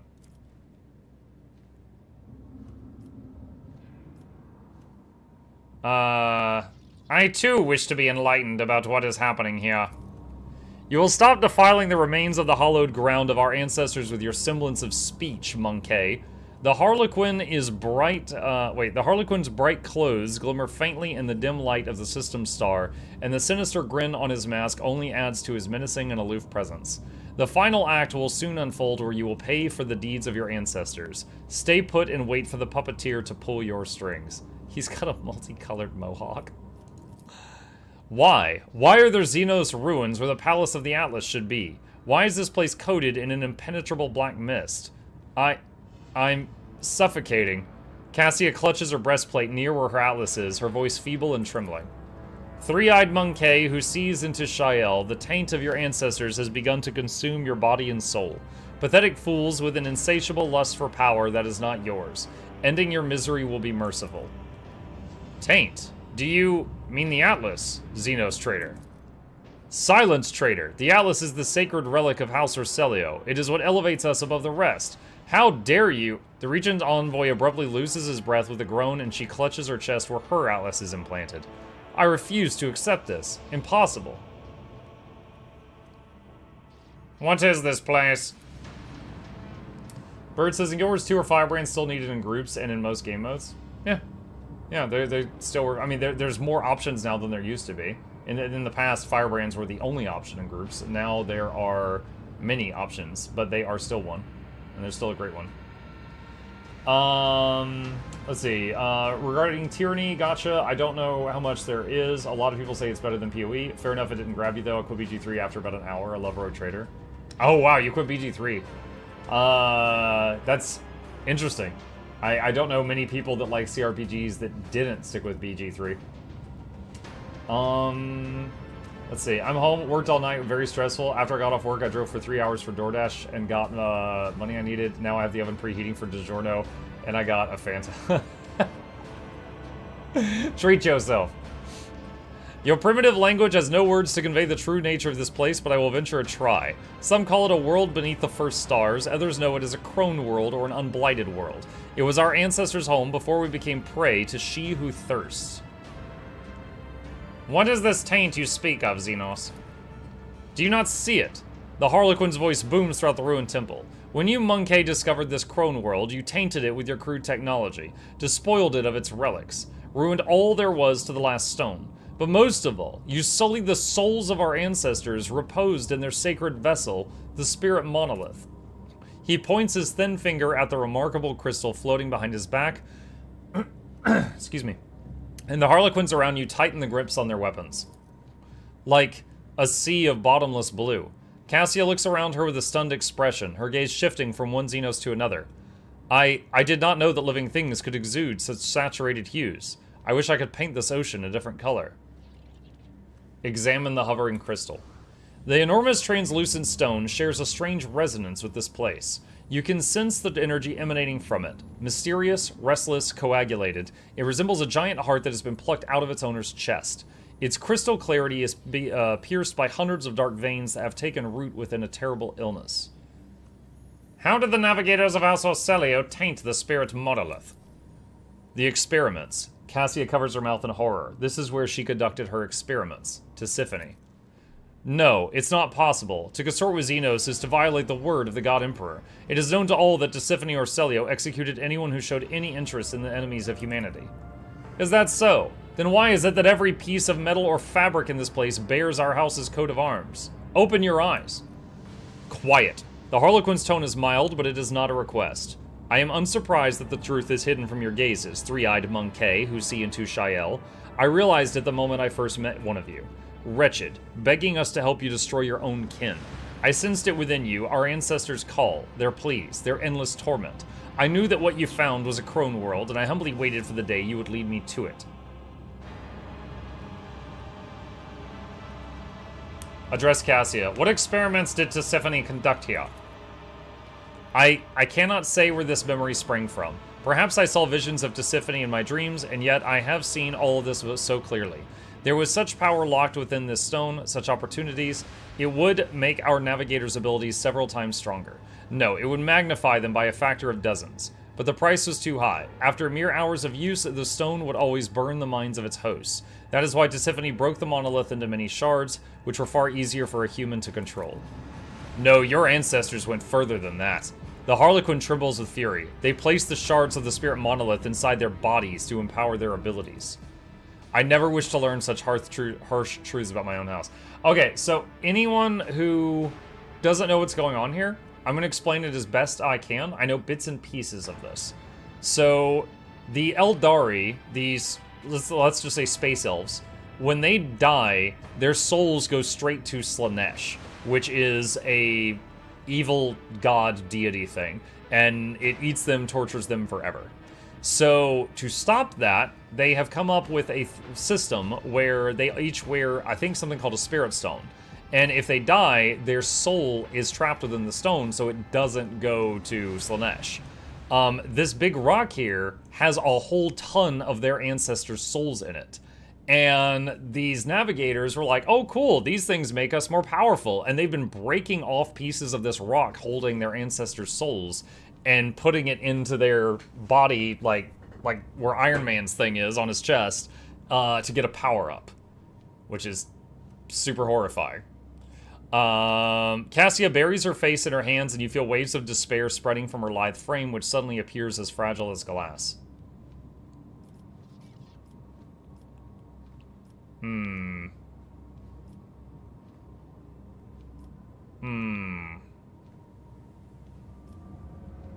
This is appalling. House Arcelio's deeds cannot be forgiven.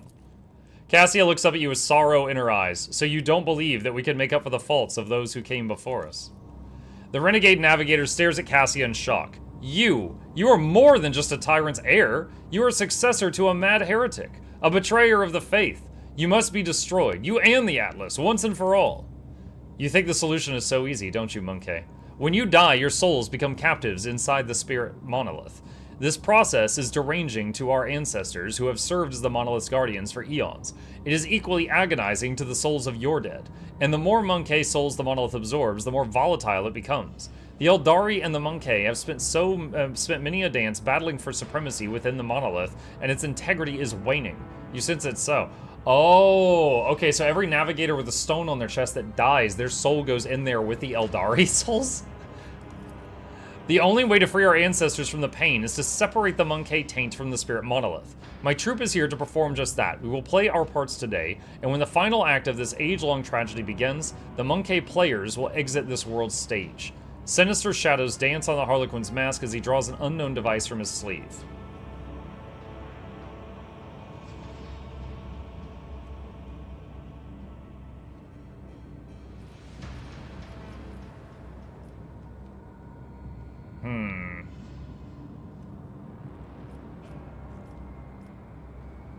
The Atlas must certainly be destroyed, but surely the entire house cannot be expected to serve penance for Tisiphone's crimes. What? Perish the thought! The Starway Atlas is the foundation of House Arcelio's power. Whence do you suppose we draw the strength to fare the Sea of Souls? Is this not the greatest library of Navis Nobilitate knowledge across the Coronis Expanse and Calixtus Sector? Should the Atlas be destroyed, House Arcelio will face oblivion. Nonsense! Tisiphone created the Atlas only a few centuries ago, whereas the history of House Arcelio dates back to the last millennium. We have always been a house to be reckoned with, but when Tisiphone arrived in the Expanse, she set her sights on acquiring power that could let her family branch dominate the rest. And where has that left us? Our bodies are corrupted by Xeno heresy. God Emperor, forgive your children for committing a trespass so heinous.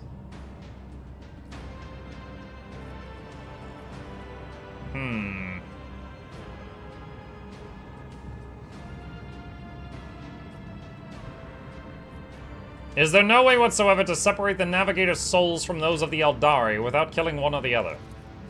The Xenos thinks for a moment. I do not believe there is. The three-eyed Monkey have desecrated this place, and I will not put the Spirit Monolith at risk just to help them avoid the consequences of a lamentable performance. Address Cassia. What do you say to the Xenos' assertions? She gives you a grateful nod and turns to the Harlequin troop. I cannot change the past, it is true, nor can I change the fact that my house is forever tainted with disgrace born of Tisiphone Arcelio's hubris. Yet all of us here today have the power to change the future and to halt the unending suffering that is drowning both your kin and mine. You suggest that the Monkey and the Eldari change the future together. The Harlequin leans forward curiously. I must admit, my leading lady, I am confounded by your audacity. Go on. My Atlas. Cassia places a hand on her gilded breastplate. If you can free the phantoms of my house from the spirit monolith, guide them to enter my Atlas. Their experience and wisdom will help steer House Arcelio onto the path of truth and allow future generations to avoid the calamitous pitfalls of their forebears. K. Morag, my leading lady, the shards of the monolith are lodged inside the chest of every Monkey bound to you by ties of blood. How exactly do you intend to return them? I shall use the Atlas to sever my subject's connection to the spirit monolith. Then I shall extract its shards from every navigator of House Arcelio. This artifact is implanted at birth, but that does not mean that the ritual cannot be reversed. I witnessed its creation through Tisiphone's eyes and my visions. I lived it over and over again through the memories of the Sethala clan. I can recreate the ritual that will return the souls of your kin to you and save my people's lives. Cassia, are you really capable of this? I am confident in my abilities, more so than ever before.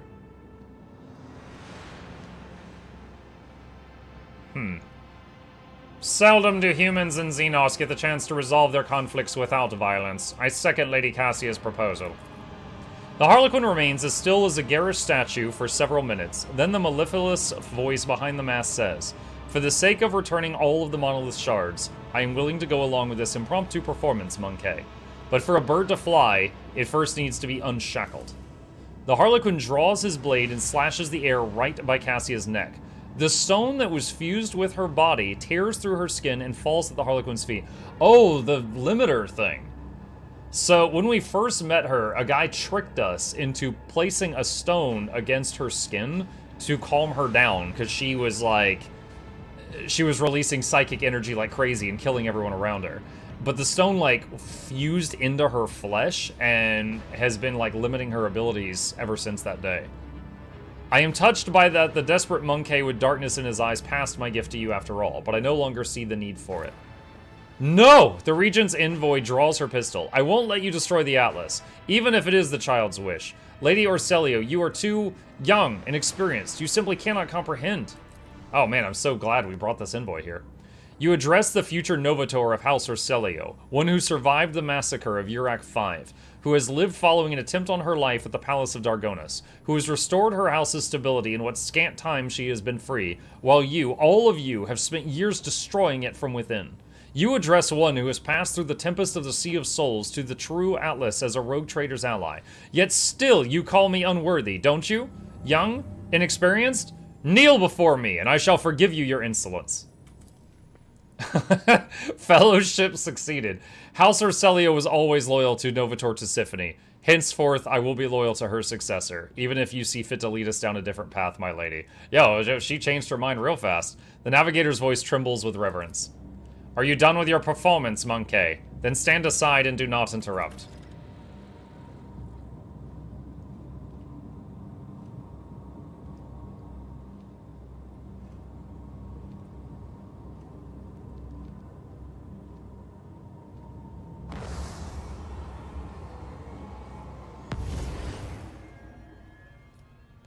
Ah, I can feel it again. The tranquility. The ancestral souls have found peace, and corruption no longer endangers the monolith or this world. The Harlequin's narrow shoulders now look completely relaxed. Remember our agreement, Cassia Orselio. We will soon meet in this place again so that you can give us the shards. And now be gone from our world, Monkey. Okay. Let's see. Lord Xenos. And According to the faded glyphs, the statue depicts an Eldari hero who created 100 worlds and twice as many stars.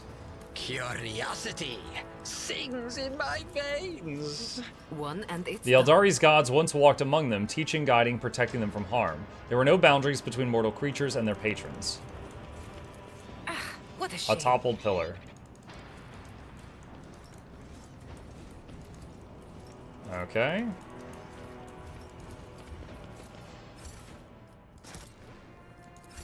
Loot all of the dead mind control people. BG3 is great, but I didn't really care about the characters and also burned out on D&D on tabletop. Prefer other RPG systems and settings. If BG3 took place in Eberron or Dark Sun setting, I likely would have been hooked despite being 5e. I don't know anything about those two settings. Alright, back to the bridge to talk to Cass.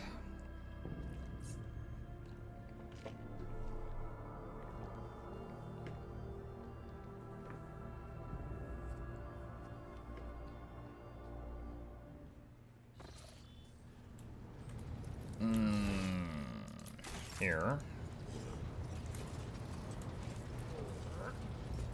Oh, how nice of you to grace me with your presence. I was just thinking back to our journey to the Palace of the Atlas. That is, to the world of Xenos.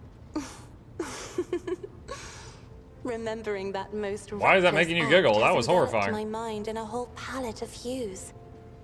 But when I think of the great risk you took for House Orselio's and my own sake, an azure shawl instantly descends on my shoulders, and amber sparks flash inside my soul. Please accept my sincerest gratitude. What awaits the navigators of your house now? The Xenos have managed to free the souls of our ancestors from their confinement. The memory and wisdom of those that came before us will serve our house, helping build upon the ruins of the present a firm foundation for generations to come. I believe in that, as I believe in the divine light of the Emperor. So now you're a full-fledged Novator of House Orselio? You of all people should know that succession is a lengthy and tiresome process.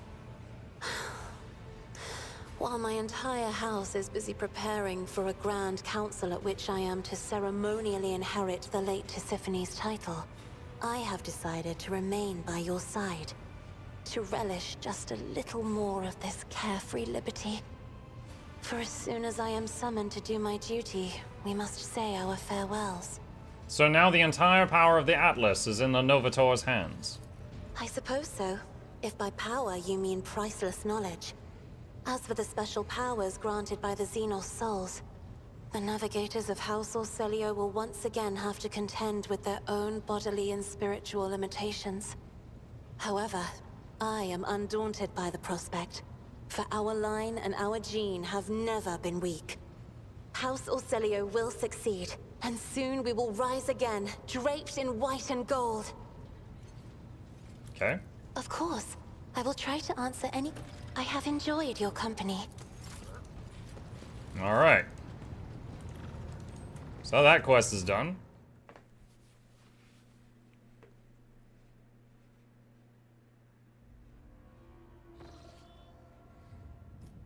Honestly, anytime I think about Cass, I'm gonna weep for a second, I'm reminded of Neji's family in Naruto. Their whole thing is they had like a main house and like sub-houses. And the people that were in the sub-houses had this like mark on their head, and anyone in the main house could do like basically a command word, and it would just torture or even kill someone that had the mark if they got out of line. And it seems to be the same way that they're set up for her. Wraith Tommy. Okay, I needed to go to Dargonis for Cabela. So warp travel there.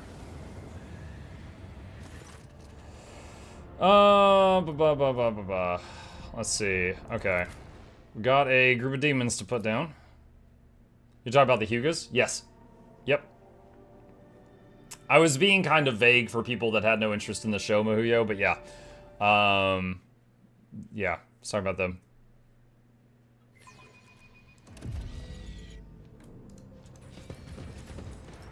Patience? My nerves All are right. frayed. Ugh, this map. Ooh, what a glorious storm this battle Alright, just will jump be. into it. You asked for it. I'm not accustomed to being Let's ordered do around. that. And Me? If you Heinrichs. insist, Lord Captain. Regen. I won't object. Warning. I am trying to die with grace, at least. 2 down.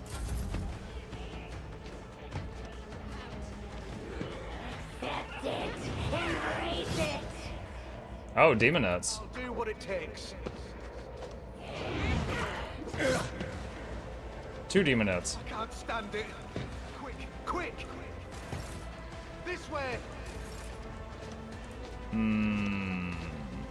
I shall not fail, as honor ordains. Where is she? Oh, there she is. Trust counts. The other side awaits. Okay. Let's see to it. For the throne's glory. But of course... Alright, mini buffs. Protect me. Emperor, protect me. For now.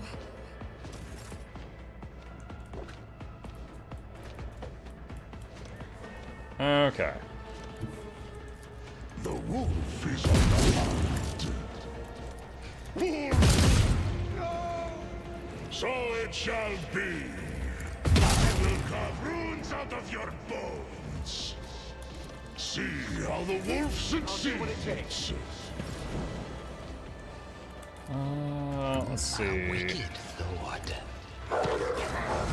Dog bite that. Scheme half, fate claims another one. A maelstrom of madness.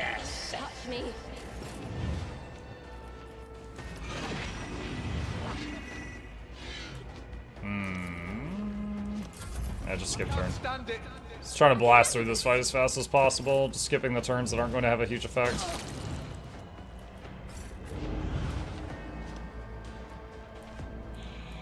Let's go here and blast. The navigator's might. How dare you? 6 remaining. Only to be I am unsatisfied. Let the blood of the wicked be shed as thou hast willed. The shadows will see it done. Killing brings me no pleasure. I will leave footprints of Yeah, I used scarlet. Carnival of Misery there, so every enemy still on the map somewhere has a dot on them.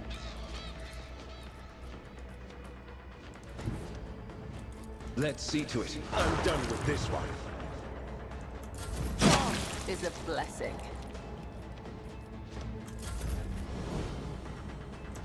I'm just gonna keep passing turns, and I think they'll die from dots. There we go, perfect. What lies beyond? That's the strat for the easy fights now. Just charge up Cabela until she can use Carnival, and then just dot everything on the map, and then just pass, pass, pass, pass, pass.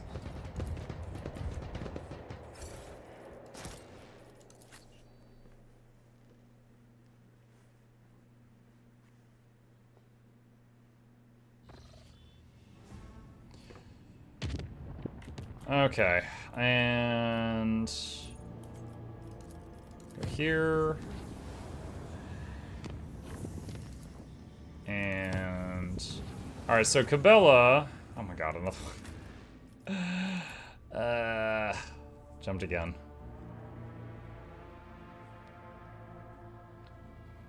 I could let the crew handle it, but by me handling it, I get more XP, so I usually just do it myself.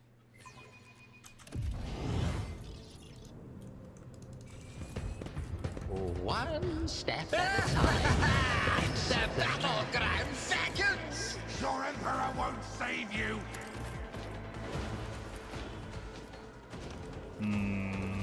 Do my bidding. Move the bird there. Naturally. Regen.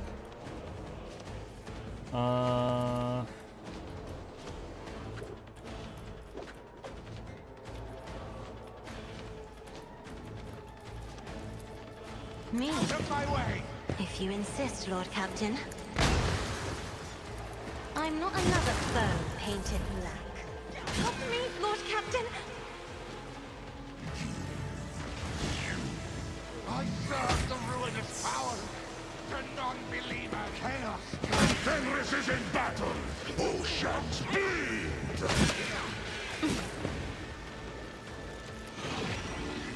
Don't get cocky. I will not die in dishonor. I shall not fail. Emperor, deliver us! Pain soothes my soul. Alright, and Let's see to bird. it. For the throne's glory. But of course, Lord Captain, let's see to it. Okay, buffs are done. Does not become Now we can run around, do whatever. I hope for battle. Cubs play. Die in disgrace. Kick him. Fame-hungry come. You don't frighten me!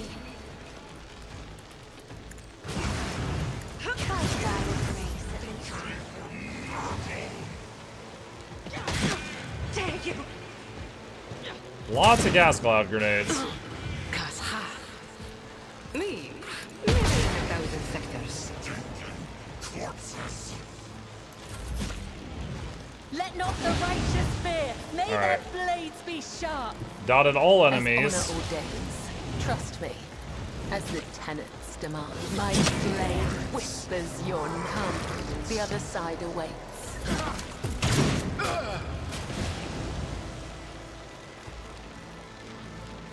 Let's see. Focus, Van Kellogg. Focus. Fenris shoulder! Our foes reek of cowardice.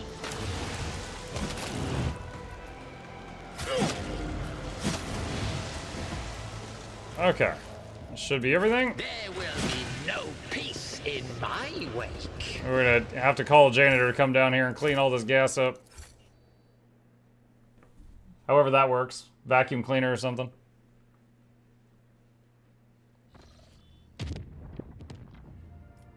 Alright. Meet the Erebus's. So, as a reminder, this is a continuation of Cabela's questline, where she was told that for forgiveness she had to find and kill a member of the Erebus family. But we can't find that specific member of the Erebus family, so we're meeting their family to be like, hey, we gotta kill one of you. Where's Nikki at? What is this? Epidemic. A deadly pathogen has paralyzed the colony. The rabble is terrified, the planetary authorities are flummoxed. What? Spin 3 Promethium, burn down regions infected by epidemic. The hotbed of the infection was turned to ash, and the disease retreated, terrified by the Rogue Trader's iron resolve. Okay.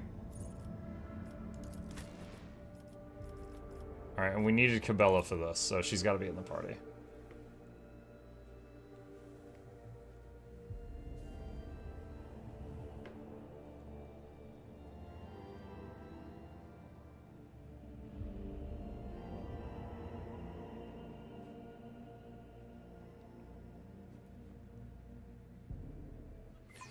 Kind of surprised that Cabela has more stuff, because I thought we had concluded her DLC. And on top of that, we got the Steam achievement for having... Well, we got a Steam achievement when we beat what I thought was the final boss of her DLC, so I'm pleasantly surprised that she's got more content.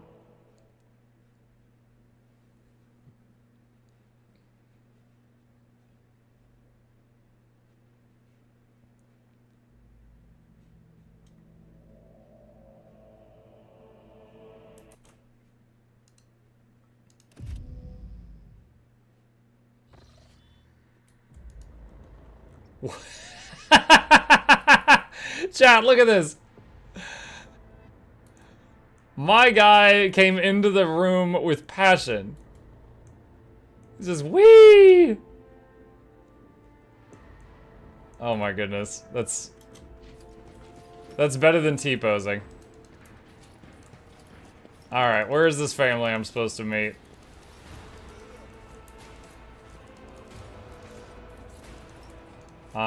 Clementia, do you know where they are?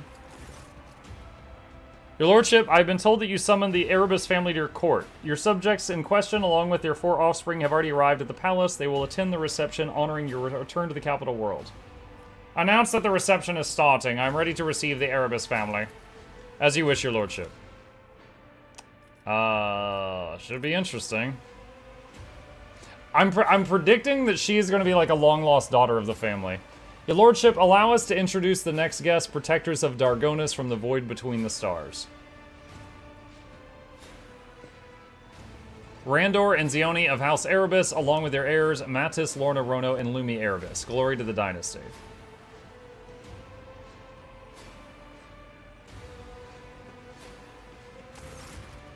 Officers Randor and Zioni Erebus both make the signs of the Aquila, reverent expressions on their battle-scarred faces. Beside them are their children, raised to love the God Emperor. They are mild-mannered but fascinated by their new surroundings. Judging by their uniforms, the 2 eldest children are already members of the Dargonus Planetary Guard. Your lordship, it is a great honor for House Erebus to be invited to your palace. There's a glimpse of distinct anxiety in Randor Erebus's eyes.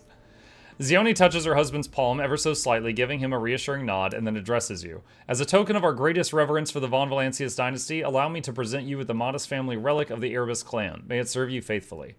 Voidborn's Pride. Whenever the wearer kills an enemy, their metacase increases by 8 until the end of combat. Stacks.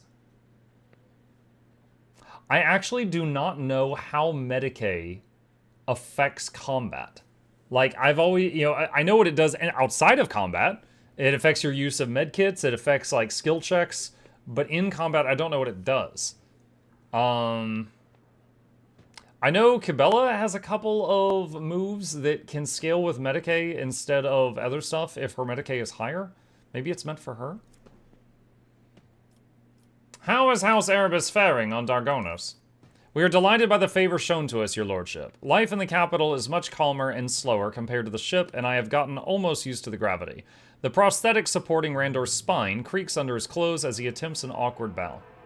So, this is really interesting, and also this reminds me of the Belters in the Expanse franchise.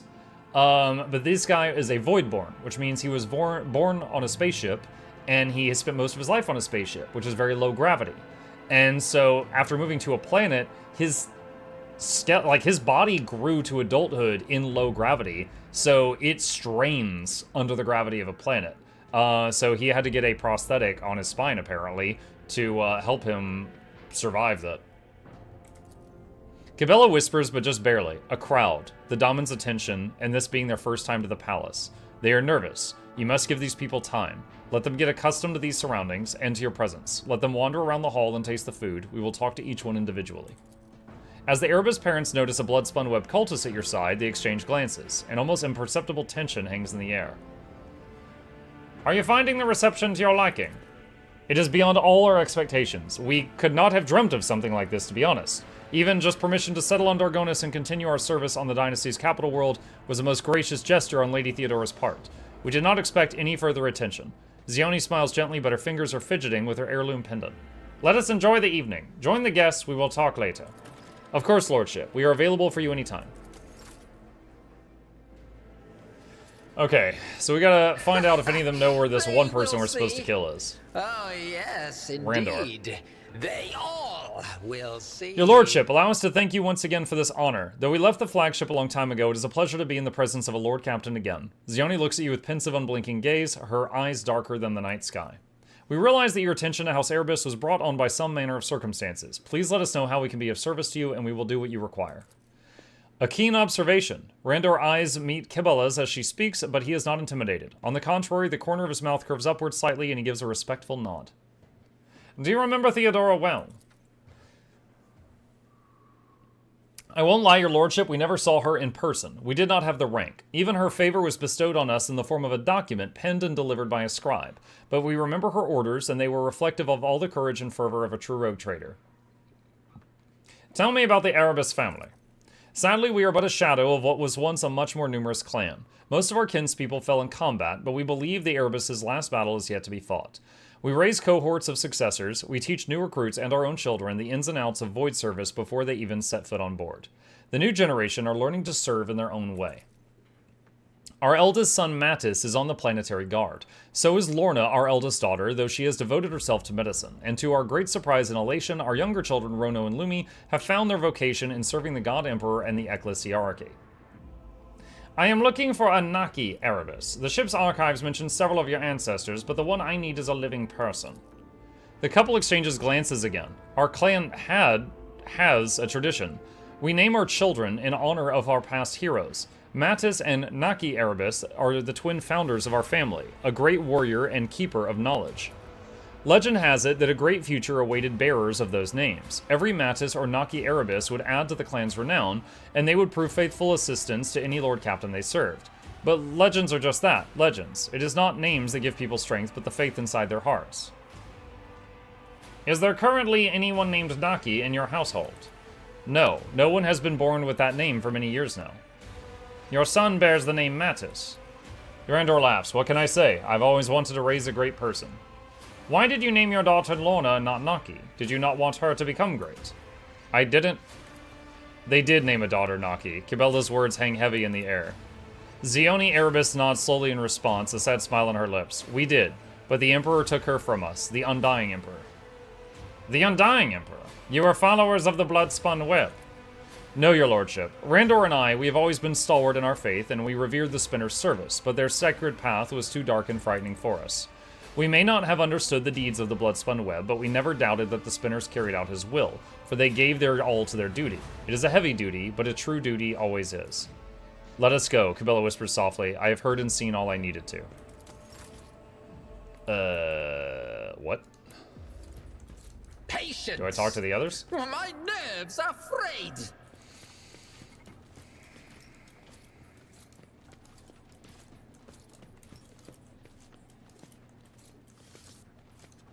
Oh, they're right here behind me. You're pressing down too hard on your quill, Lumi. Look how thick your lines are, and the ink hasn't dried. Mother will be livid when she sees this stain on my cuff. Why don't you watch what you're doing instead of lecturing me again? How many times has Master Rogbard said, apply the base colors first, then the darker shades? The Erebus children are leaning over a sheet of parchment, arguing passionately. A small, finely made box next to them contains quills and a few bottles of ink. Cabela's shadow hangs over the younger Erebuses. Her unblinking gaze carefully studies the unfinished drawing and grows gloomier still. Your lordship, we are honored to be at the Von Valancius Palace. I am Lorna Erebus. A pale young woman, slightly shorter than Cabela, smooths a lock of her dark hair nervously as she stands between her younger siblings and the spinner. Awareness 14%. Look at the drawing.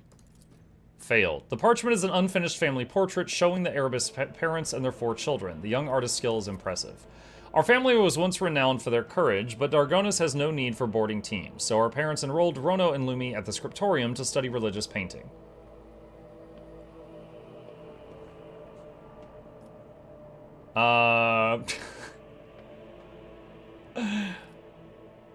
This is such a mean thing.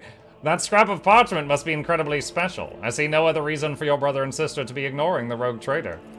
Lorna grabs her younger siblings' collars and makes them bow, looking guilty. My apologies, your lordship. I am to blame.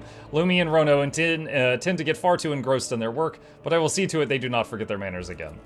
Glory to the Von Valancius Protectorate! And to the rogue trader, ruler of 1,000 stars. The kids just start yelling, glory! Enjoy the reception. Thank you for the hospitality. Cabela casts a final glance at the portrait, then quietly walks away. What lies beyond?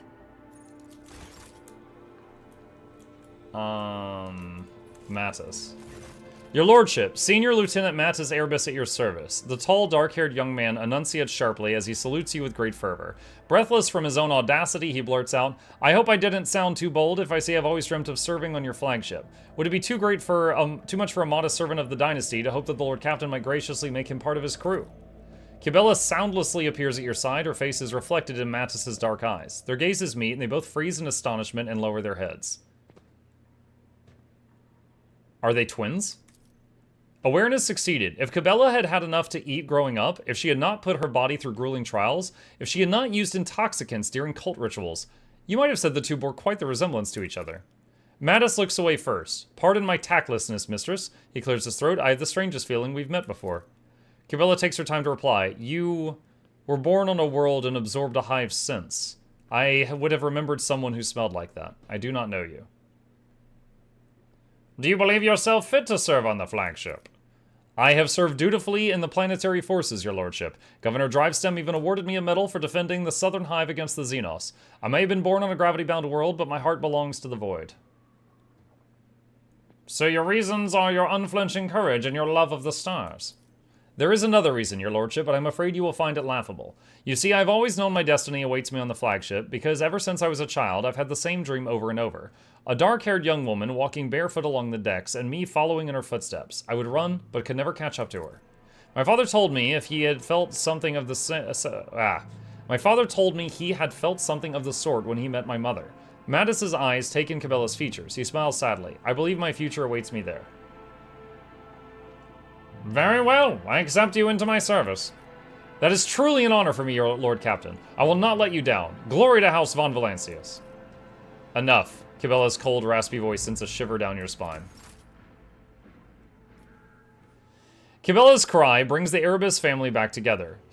Oh, she, yelled that? 6 alarmed faces, 6 people standing shoulder to shoulder like a fortress wall, and one lone grim figure opposite them. The shadow peers into their dark eyes, the same as her own. Their pale lips the same as her own. She clenches her fists, ignoring the steel claws that pierce her palms. Enough. I know who Noxxi Erebus is. Her unblinking gaze turns to you. And so do I. Noxxi. Ziani Erebus looks at Cabela with scarcely concealed fear, but her husband notices her reaction and shakes his head in warning. No, Mattis screams. How could you keep something like that to yourselves? How could you? How could you? Lorna hugs her younger brother and sister, who cast frightened glances at their parents and sinister woman with a wry smile. Noxxi Erebus. Cabela throws her head back and her laughter resonates through the hall. Noxxi Erebus is me! So she's finding this, maniacal because she was under orders to kill Noxxi, and she is Noxxi.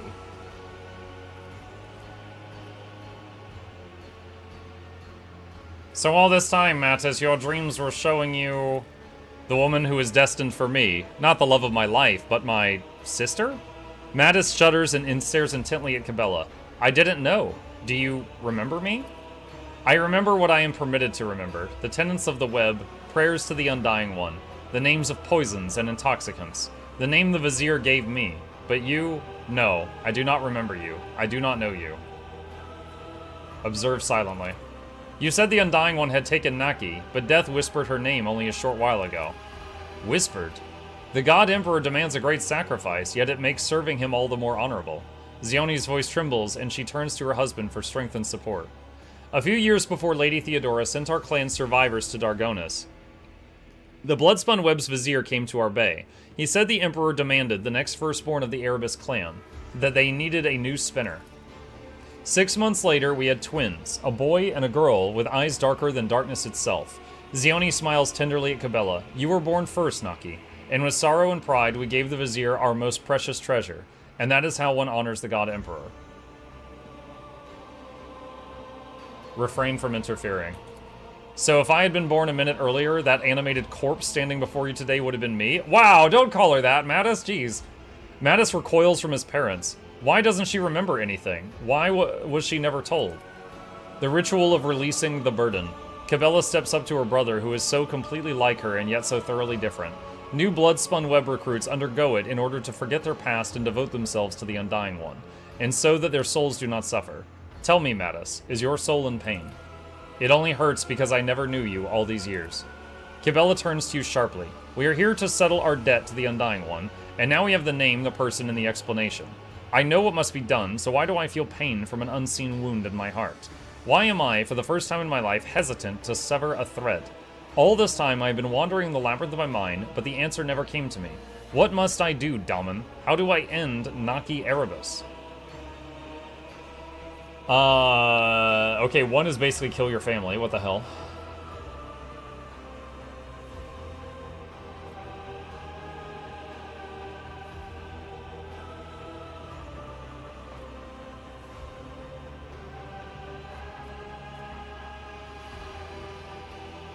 So, 1 is kill your family, 2 is kill your family, 3 is, are you sure you want to do this? 4 is, don't do this, 5 is kill yourself, 6 is you make the choice.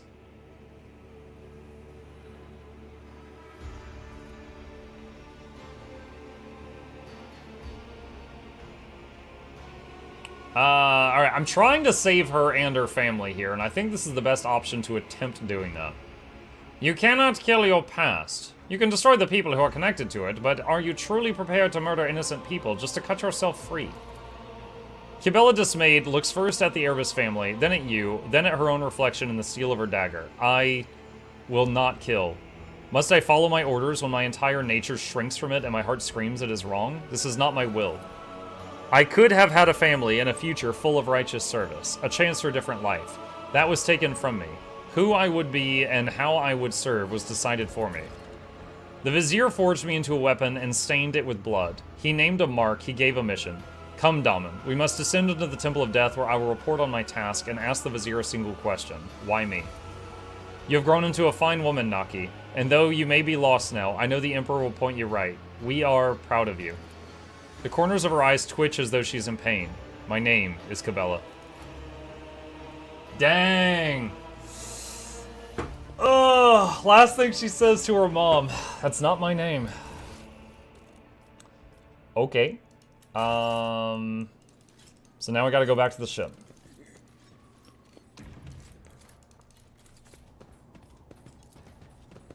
Okay, back to the Void Ship Bridge.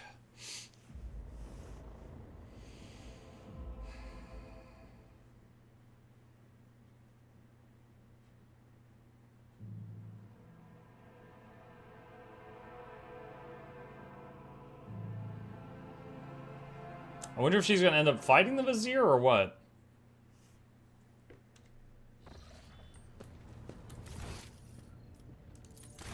Alright, do I just travel down there? Let's see.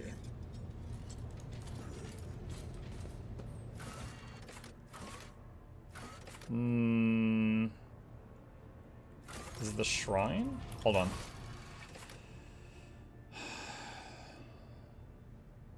Go to the Temple of the Undying Emperor. How do I... Maybe I have to talk with her. Let's try talking with her.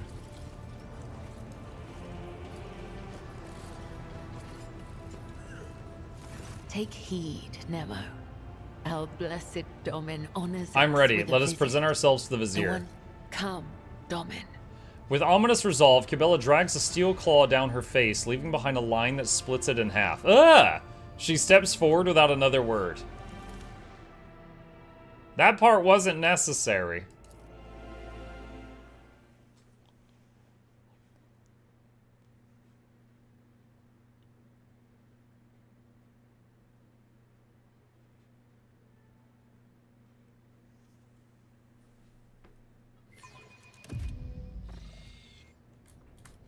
Okay. Here's the Vizier. The Vizier whispers a prayer. His masked face turns toward the Undying One's image. Instead of his usual threadbare clothes, he is wearing elegant armor of bone and dark gold, marked with purity seals. He turns as he hears you approach. Cabela, I have been hearing your footsteps for a long time, in his whispers. Daman, Lord of the Ark, it is good that you are here with her. It is right. The Undying One has blessed this union of light and shadow.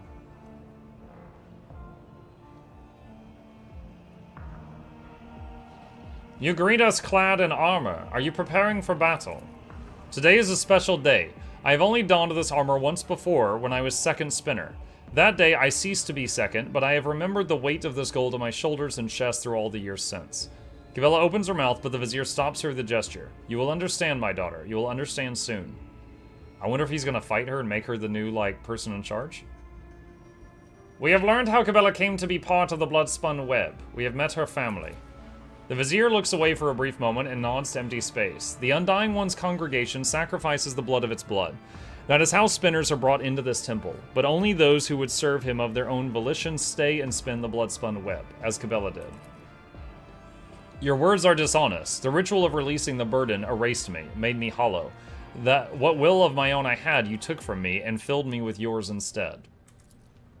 The Vizier's voice becomes astonishingly gentle. My daughter, do you believe you have only served him because I set you on the thread of the web? Do you believe you have no faith in him? You know that is not true. You are right, Mentor. The path I walk is mine, and I thank you for setting me on it. Cabela has been cured of her affliction.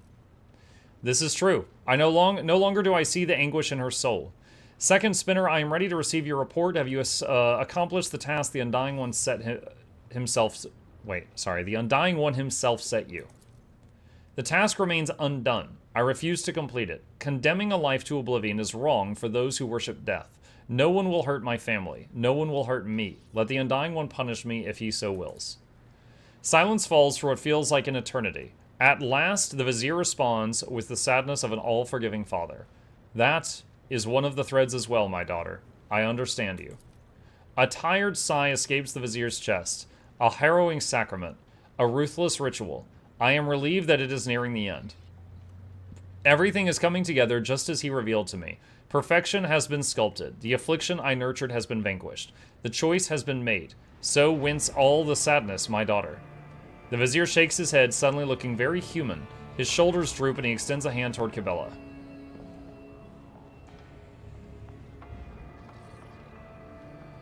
What do you mean, the affliction you nurtured? Was it you who doomed Cabela to her suffering?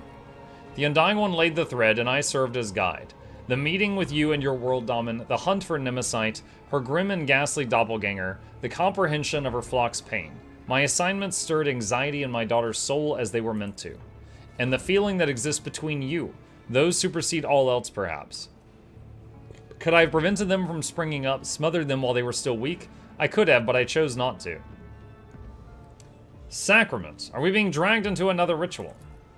A great ritual. Many decades ago, the Undying One revealed through a tarot reading what must come to pass, and I heeded.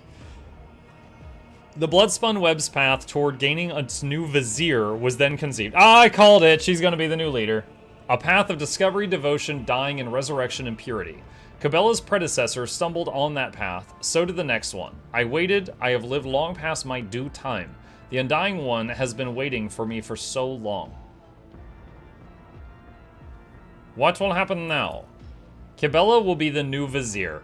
Her journey to the Undying One and the choice she made will be reflected in the Bloodspun Web's new pattern. As for me, I will go to him as I have long awaited. The confusion and alarm in Kibella's face gives way to anger and horror. Her face distorts like a crumbling paper mask as the emotions wash over her. Too many emotions for those whose soul has gone dead. I have not yet done all that you expect me to, have I? That is correct, my daughter. Can you feel it? The proper way this burden must be passed. Agony distorts Kibella's features, and she clenches her fists and nods. We must summon death to these halls and glorify him. Is a simple transition of power not possible? Why must there be bloodshed? Because great things are not achieved in small ways. If you worship him, your sacrifice to him must be great as well. Blood is our gift, the only thing that is truly ours, the only worthy way to worship and honor him. Do not demand yet another sacrifice from her, Vizier. Such was the Undying Emperor's will. Still it is unfair. Kibella's face has become a death mask. The Vizier's voice is full of sorrow and humility. Yes, for I am stronger than you, and my high spinners stand with me, those who swore an oath to protect me and not outlive me. Oh my god, we gotta kill your boys too? And he too stands with me. His face will emerge out of mine, and may those who you choose when you set out along the threads of the web, your comrades, your damen, may they stand with you. Fight, fight with no regret. A bitter sigh falls from the old man's lips. Farewell, my daughter. Let us honor the Undying One. Let us honor him. Dude, what? You guys supposedly, like, worship me on the ship, and now you're, like, trying to kill me. Okay. If I may? I won't object to it.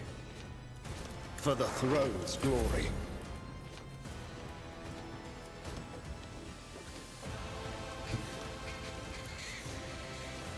Oh well, that is not gonna do a lot of damage to them.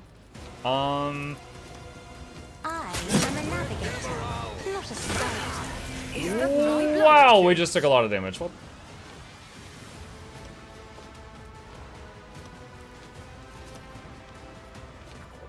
Isn't this a job for the serfs? Curse on him. I'm not accustomed to being ordered around. Isn't this a job for the serfs?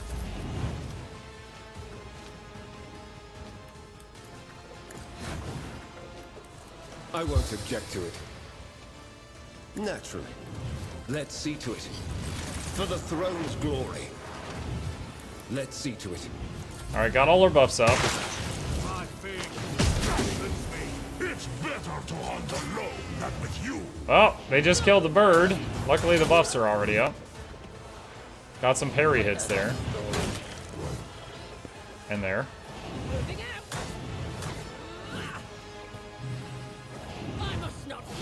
Dude, I love what my character has turned into. Him just, like, getting in a fight and everyone just killing themselves on him.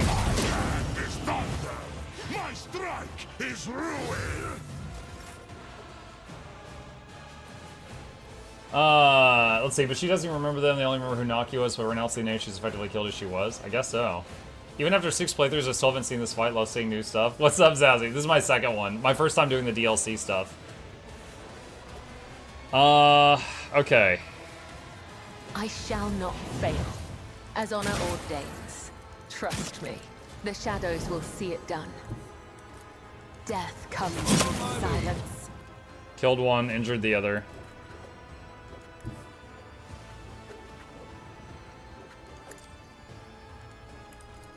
I shall not fail. As honor, my blade whispers your name.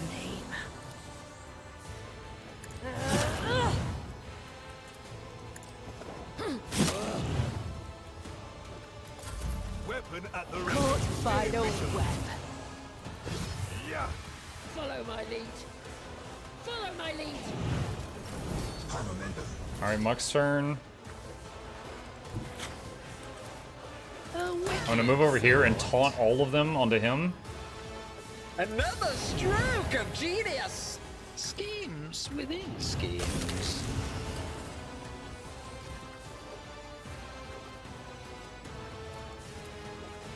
Let's see.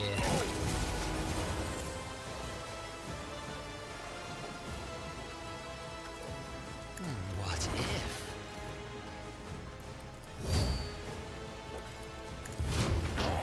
Skitya!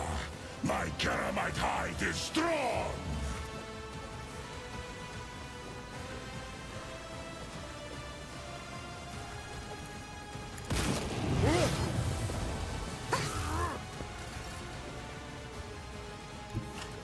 I challenge! Damn get! Running gun. Spray. I see bite of death!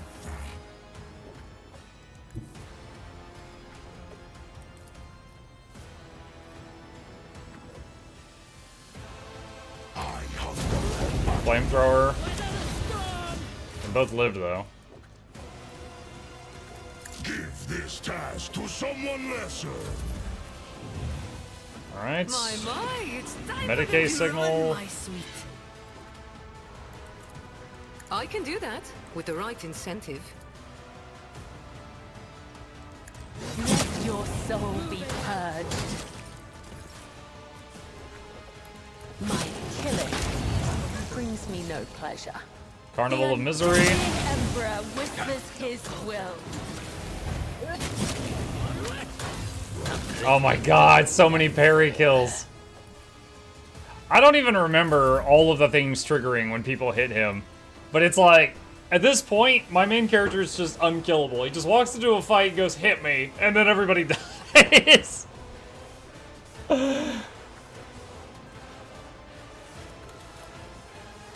A wicked thought. A genius at work. Schemes within schemes. Death is a blessing. You know what? Just keep passing turns.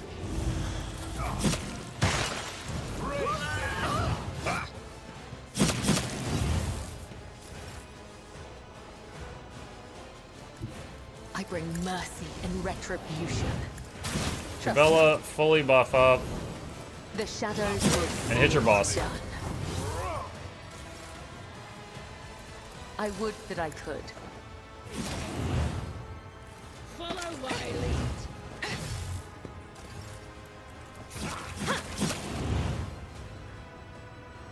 The thread is unbroken. The Undying One has not yet reached out his hand to me. Trust me. Follow my lead. Dog killed that one. Let's see. So my hand is thunder! My strike is ruin! Betrayal within our ranks.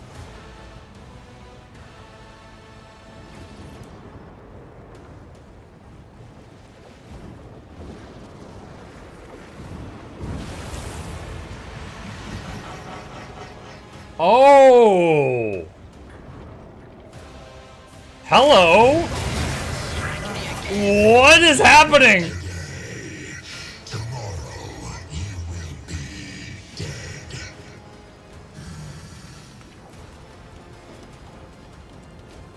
I didn't think we'd literally...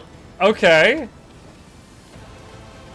I did not think we'd literally see something here. Alright. Taunt him.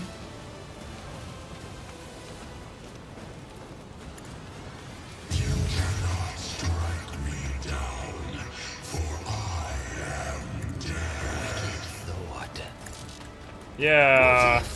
I'm still gonna try, though. Me? If you insist, Lord Captain. I am a navigator, not a servant. Am I getting... Whoa! I want a medal for that one. I can do that with the right incentive. Commands are more pleasant to give than to follow. I'm still standing. Wow. Tell me, and it is done.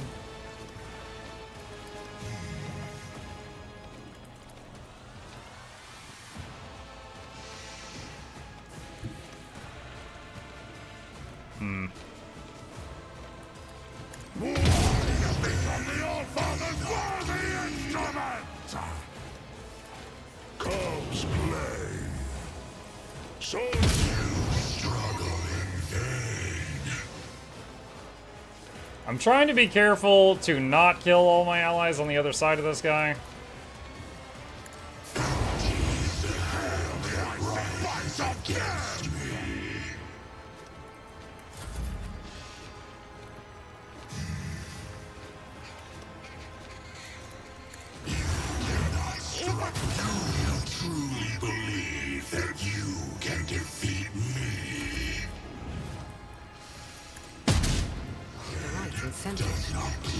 Cabela hasn't had a turn yet. Alright, she's next. I'm not accustomed to being ordered around.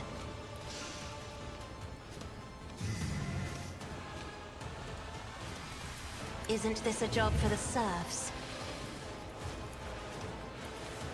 I am a navigator, not a servitor. Alright, I'm wondering if she's going to coup de grace this guy.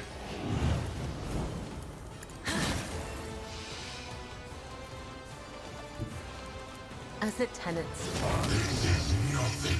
Yep. She had to finish it. It had to be Cabela.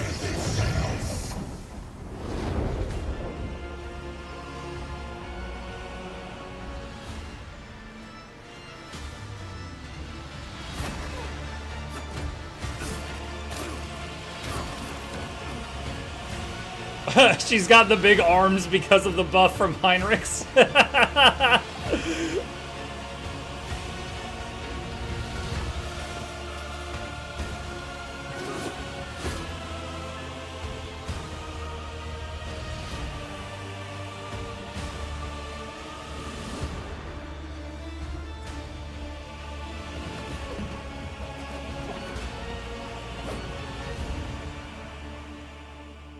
Swole Bella. Well, if anyone here doubted faith in this whole thing, I think it would be affirmed a lot after that.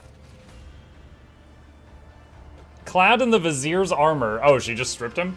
Cabela is staring at the spot where just a short time ago lay the body of the man who raised her. Her shoulders are shaking and her head hangs low, but no tears are to be seen and no sobs come from behind her mask of dark gold. Suddenly, she throws her head back and a desperate cry full of pain, fury, and regret echoes around the temple. This is not the Vizier nor a spinner you see before you, just a daughter who has lost her father.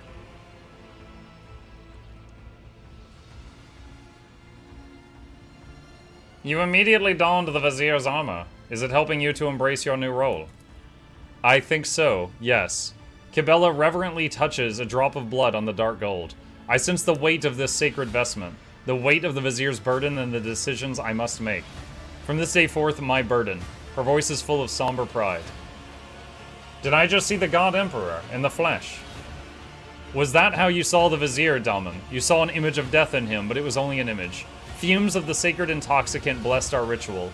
But what you saw and killed was a mere man. The Undying One does not come to the living, we come to him. What did the Vizier look like to you? Younger, the way he was when I first saw him. I was younger too. It was as though we were facing each other in a training match like we used to. Did you two have visions? All I saw was the old man himself, though he did fight with a strength that was beyond mere mortals. Swift and deadly he was. He chose himself a good death, even if it was bleak. Ulfar looks at Cabela pensively. Am I to call you Vizier now? I do not want to lose my name as my mentor lost his.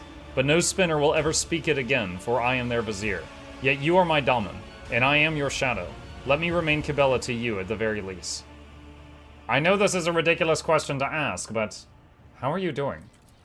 The tenets of the web teach us never to regret or hesitate, but I could never have imagined that I would one day have to make a choice this painful. I did what had to be done, but that does not quell the pain. I know he is in the Undying One's hands, but that does not soothe the grief. I know I sought vengeance against him, but I feel his absence already.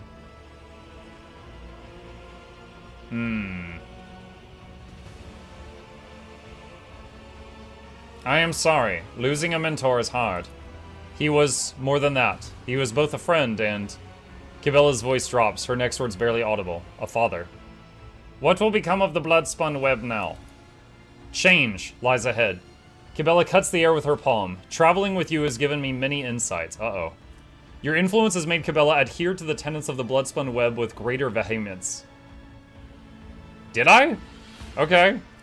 We have been lurking in the shadows for too long. That was why we failed to prevent Nemesis' crimes or foil the Abomination's plot. That was why we failed to protect Dom and Theodora, and I will not let anything like that happen to you. The Bloodspun Web will stretch its threads from out of the shadows and absorb new blood. We will open the temple to those among our congregation who wish to serve the flagship and the Undying One. We will grow our numbers, we will train fighters. We will share the Enforcer's duty and fortify them with our skills. We will shun defending our grounds in confinement and go on the offensive. We will no longer be unseen guardians, but become his soldiers, and yours, Daman. Ulfar didn't see it because he's borderline immune to intoxicants. I kind of figured that, yeah, because I was like, okay, he's a space marine, he's got special organs and stuff, he probably was immune to the smoke. The Wolves of Fenris have to brew their mead with lethal toxin in it just to get drunk. That reminds me of a Marvel comic with Wolverine, where he can't get drunk for more than a few seconds because his liver works so well because of his regeneration. And so they had to make like a very special, super powerful drink, and he had to just kind of basically drink it nonstop, but he was able to experience getting just slammed for like one evening. Let's see. Continue. Oh, Steam achievement. You defeated the Vision of the Undying One. Cabela studies the spinners, her voice thunders under the temple's vaults, but bow now before your new vizier. 100 whispers reply, death salutes you. So I'm guessing she's got new armor now. The dead know nothing, and neither do the ignorant. That is a lot of blood. Y'all got a mop down here? The web serves. Is that the new armor? Lingering Whisper. The wearer deals plus 13 more damage to targets with less than 50% wounds. There is no armor on this. Wait, no, I'm sorry. That's her hat. That's a helmet. Okay. That's the armor. Bygone Sorrow. 45% armor, 50% dodge. If the Death Cult Assassin has 8 or more stacks of Blood Blessed, they gain 1 AP and 1 attack per turn. Base armor property, 10% to dodge and parry if the wearer is not in cover. Okay. Whispering...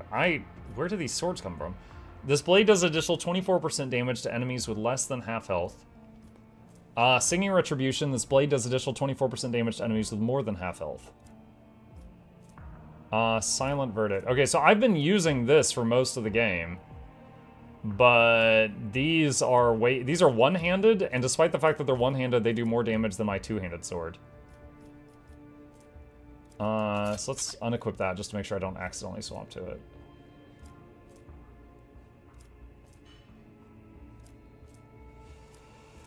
Okay, that is pretty crazy. I mean, she's like, yeah, we're short-handed. It's like, well, yeah, that's because the protocol we had to do just, you know, killed most of your boys. Show me the way. Bridge.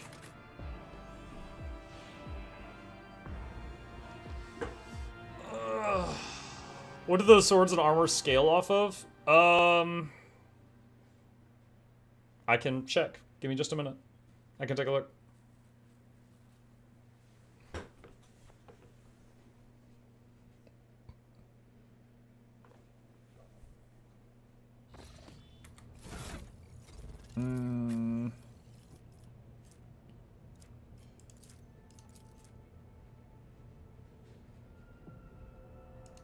Does it say anywhere?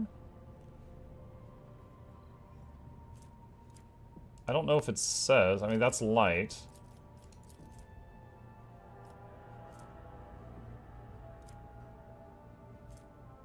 The bonus here is agility.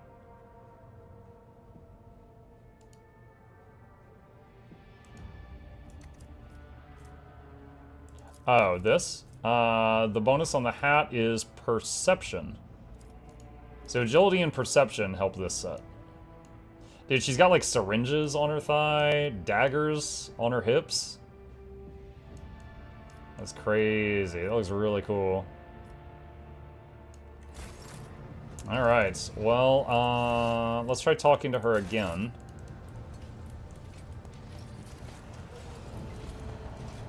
Domin, sacred overlord of the Ark, my protector and friend.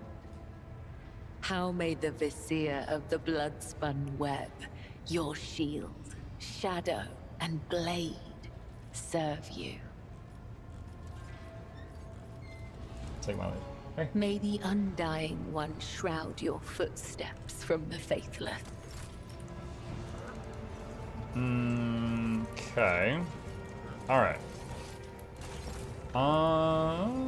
Let's see.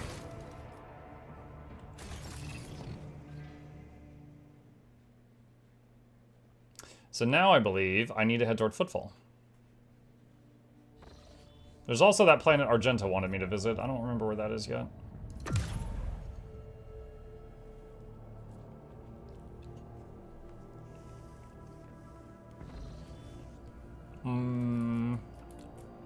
That might be it over there.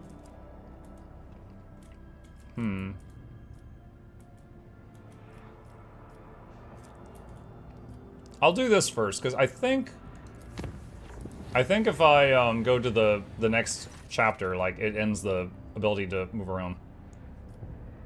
Trust the navigator. Navigator insight 2. Nice. In that case, let's make this a little bit easier. And make that a little easier.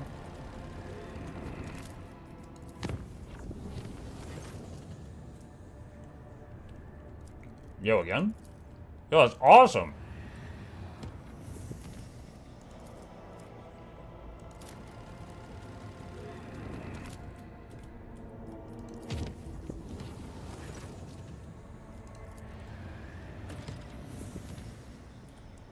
Start new rounds. Nothing new there. Okay. Visit. This might be the one for Argenta.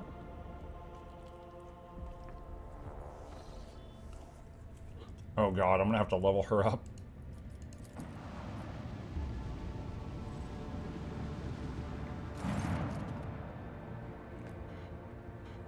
Just a moment.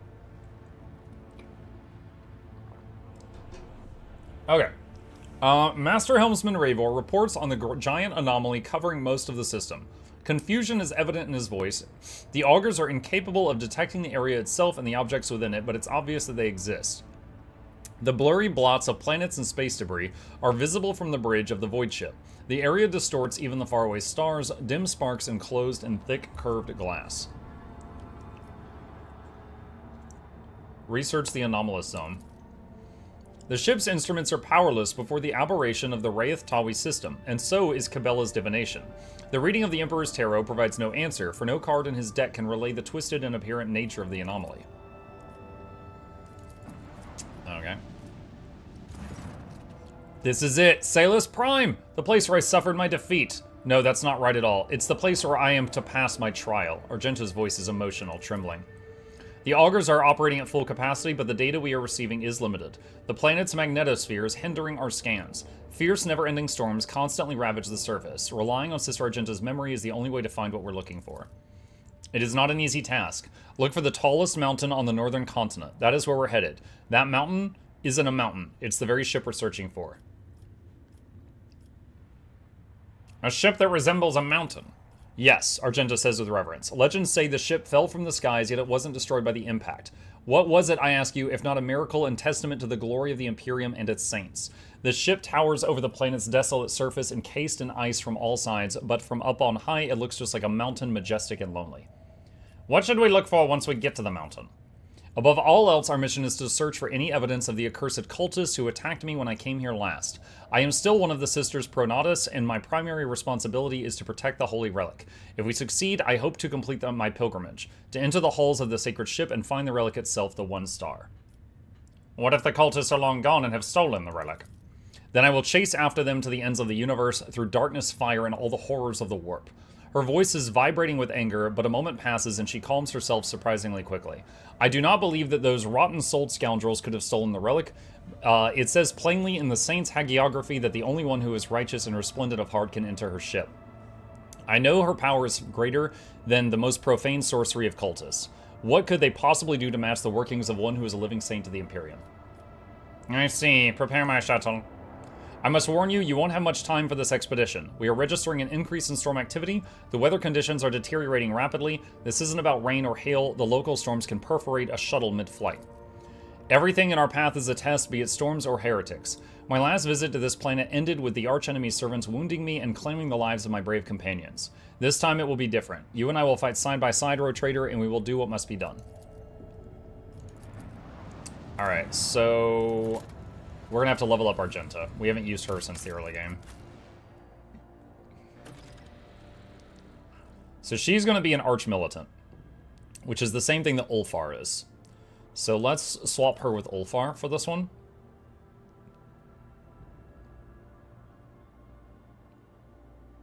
I'm wondering, so Argenta has a confession that she will make, and I'm wondering if she's going to make it while on this planet. And if she's going to make it, I kind of want Adir there, but... why not bring both? It just makes my party kind of awkward.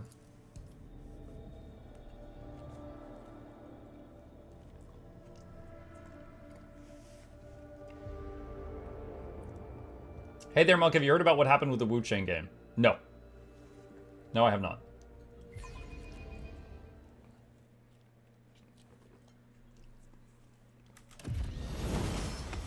Alright.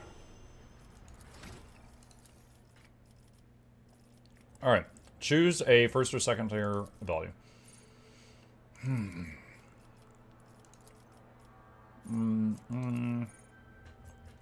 I won't use any of this, so it doesn't matter.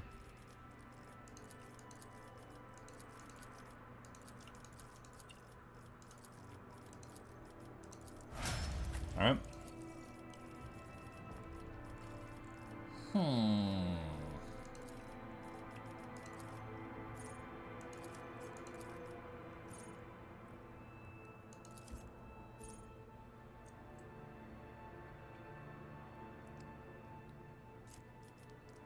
Touch of anger. Make enemies hit each other.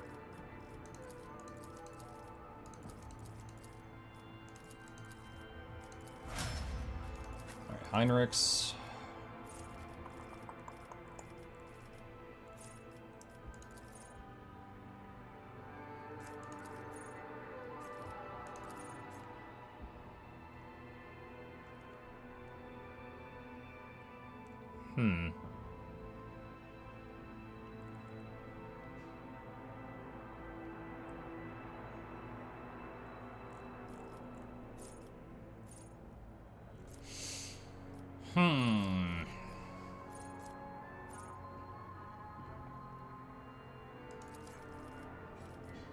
Enfeeble.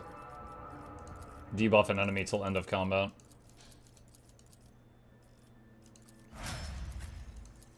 Alright, J.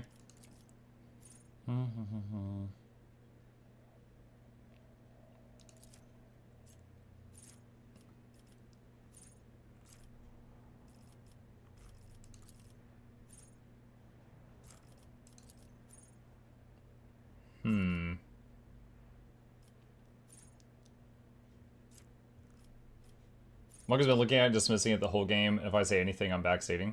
Wait, what? Waking Nightmare nerfs health too? Yeah, I saw his minus 30 to their, health stat.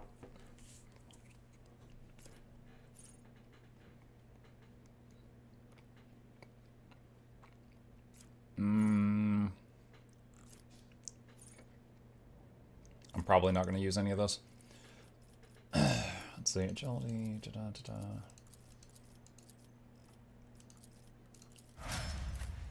Alright, that one's gonna take a minute. We'll come back to her.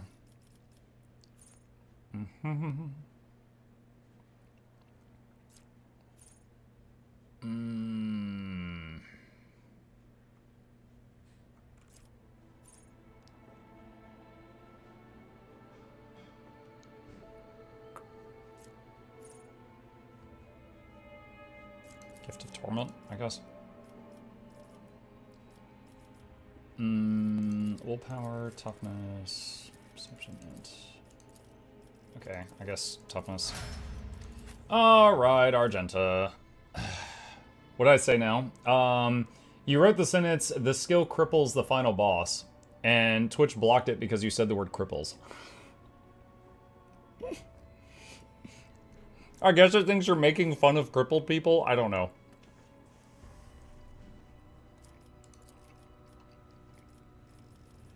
Okay.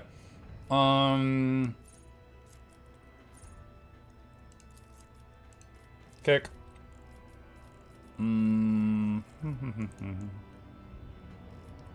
Such a terrible person, Mr. Matty Man.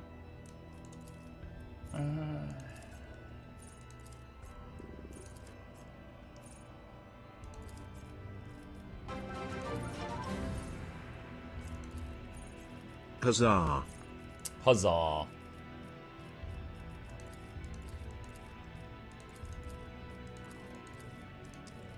Mission.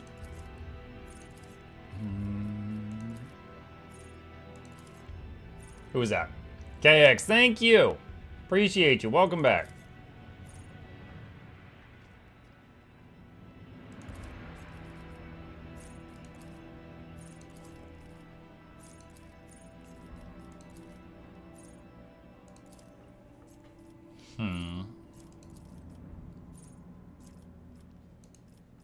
That's fine. That's fine.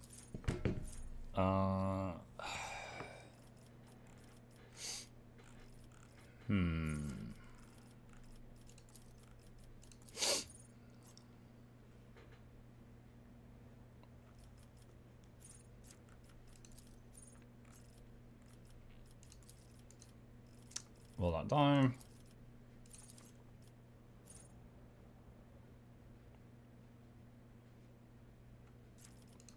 Versatility. Demolition. Looks like agility is her main stat.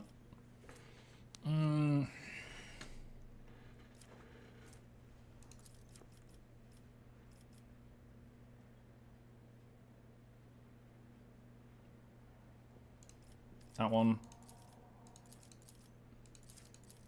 Lower Imperium.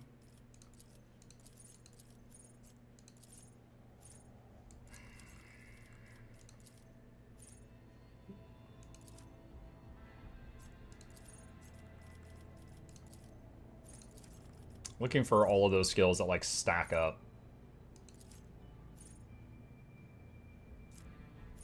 Discipline.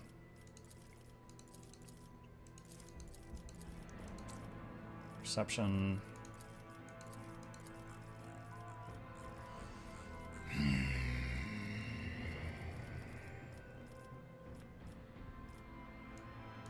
Are you going to run over the Melta as your second weapon? I'm just gonna use a bolter. I know that build. I like it. Flamer's too short range for me.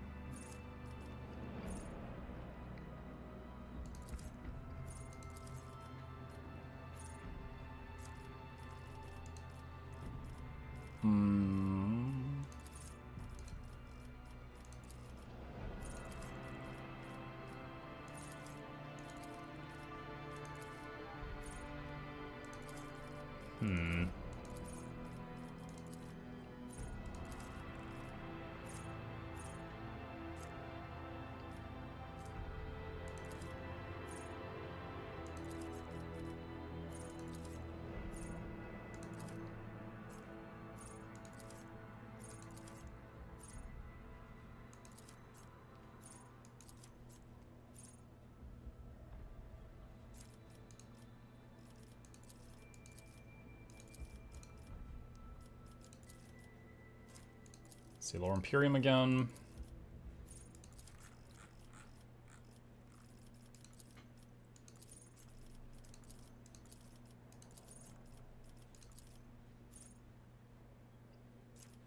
Crippling Blast.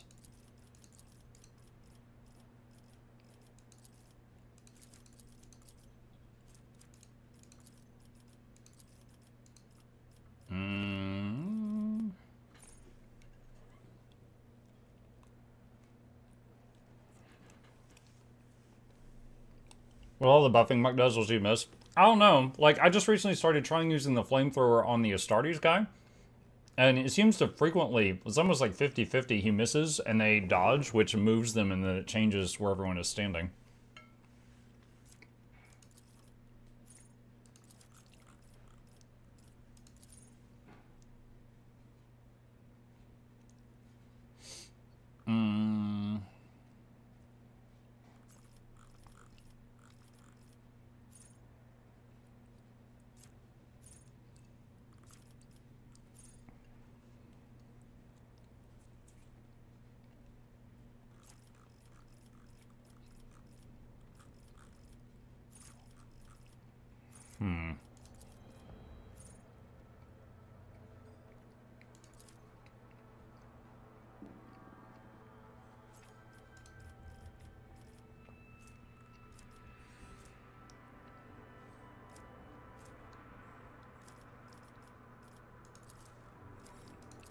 Okay. Alright, that part's done. Exemplar. Alright, what do we got?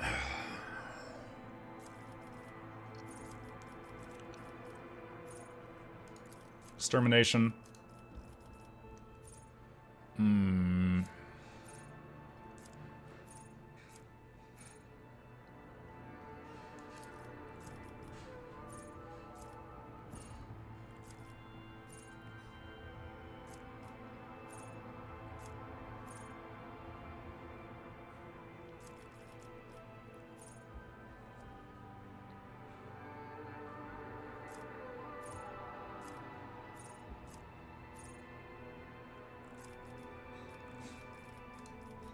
Do that one.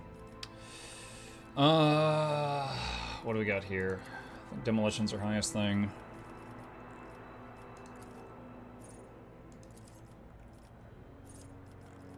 Sure. Ballistic skill. This is a dumb one. Alright, just take that.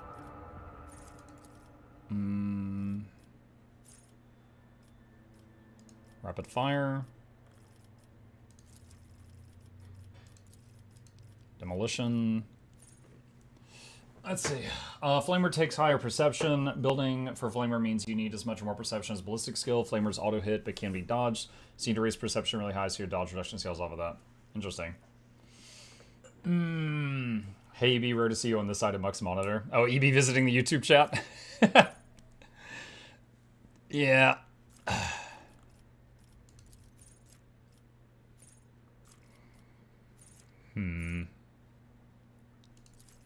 Regen thing.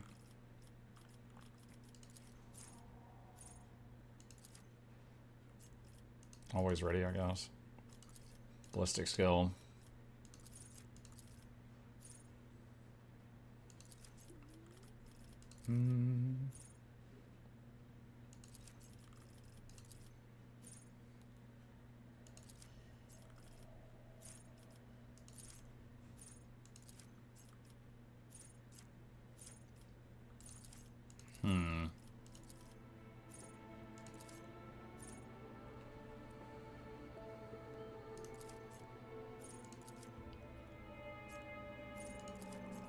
Rapid fire no longer reduces damage.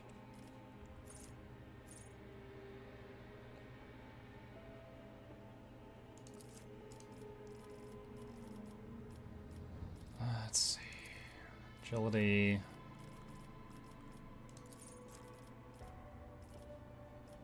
That thing.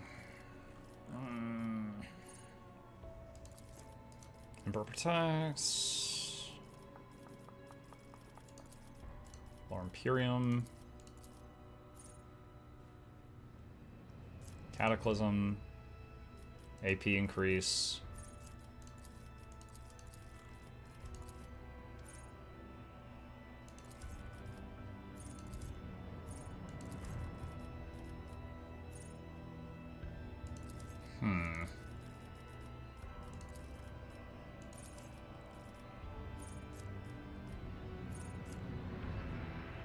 Unpredictable. Lore. All these living choices are overwhelming. Yeah, I actually said that back when I did a review video of this game when I first beat it. One of the things I said, I was like, I don't really know if this is a negative thing, but it's worth mentioning. the level up system was so, like, overwhelming that when I was near the end of the game, I stopped using my level ups, which sounds insane to say out loud. But the last few level ups I got before the end of the game, I didn't bother with it because it was tedious. It was more tedious than it was fun. And yeah, it's like, I wish I could just go to the build that I had on the Astartes guy and copy paste it to her.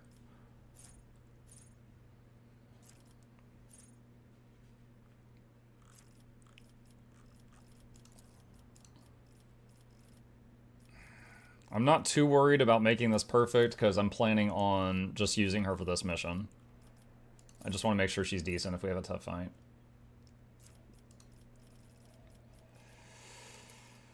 Agility.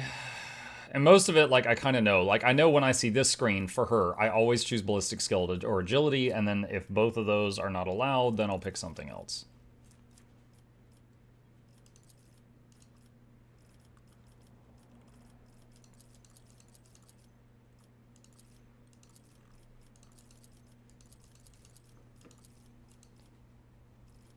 Okay, what are we doing here? There's one called Know It All that was decent for everybody. It's like 3% to everything.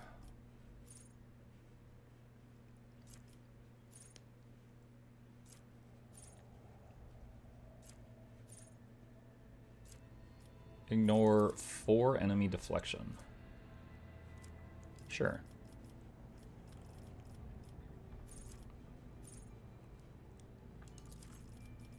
Muzzle velocity, sure.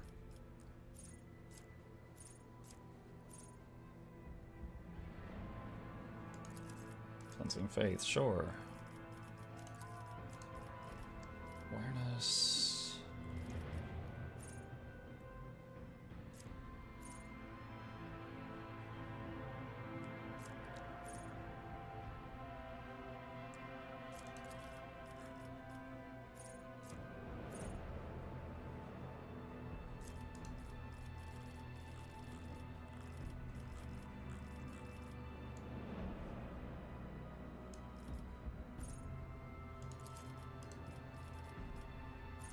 Almost done.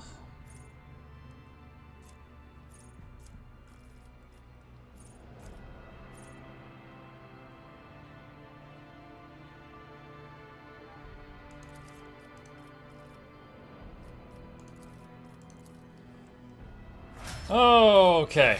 All right. Now, equipment. Primarily weapon.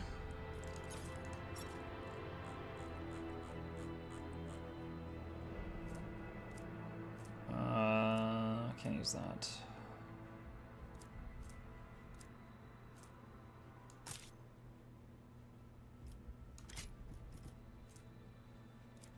Do I not have any other two-handed bolters? Oh, here's some. 15 to 21.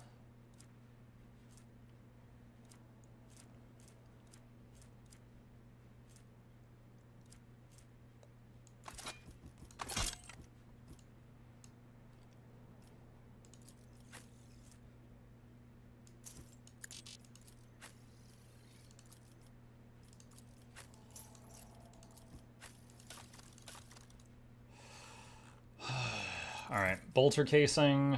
I kind of wish it has the system I've seen in some games where I can click on an empty inventory slot and it would pull up like a drop-down menu of what's available for that slot. Alas, it does not.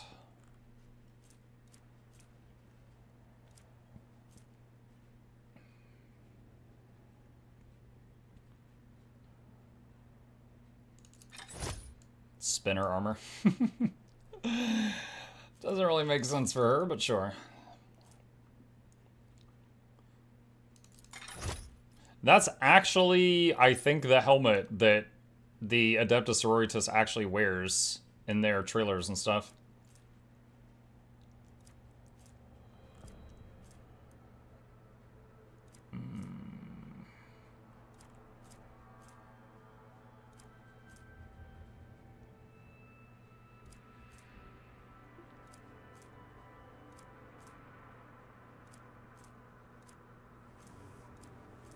plus logic. Medicae. Let's carouse. Overseer. Medicae.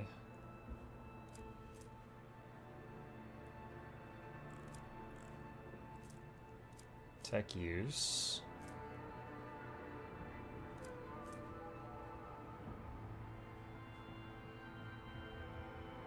Lore Imperium is not high enough for this. So this gives you huge bonuses if your Lore Imperium is over 150. Hers is 110.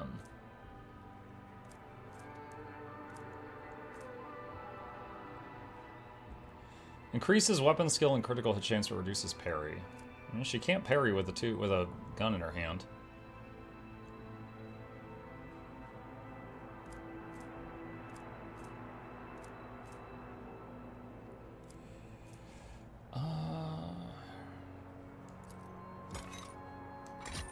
What's that?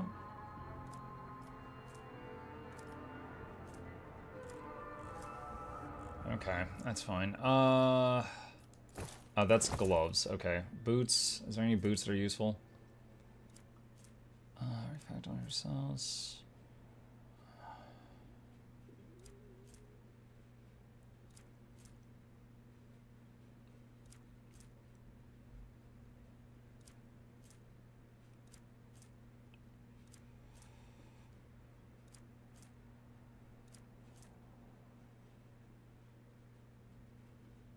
Sharpshooter boots. Bonuses to single shots. That's fine. We can use that.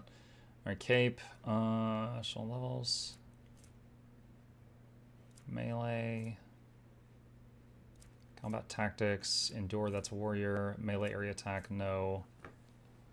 For every kill, the wearer's critical hit chance increases by 5% until end of combat. Let's give her that. Okay. That should be viable. I'm remembering there's a big, like, truth, a big reveal about her that I remember happens at some point in the game. I can't remember if she'll do it here. Although the rites of the blood-spun web seem radical to me, I am glad to have such a fervent and devout warrior of the Emperor at our side. I too am glad to fight side by side with his worthy servant, even though I usually hunt alone.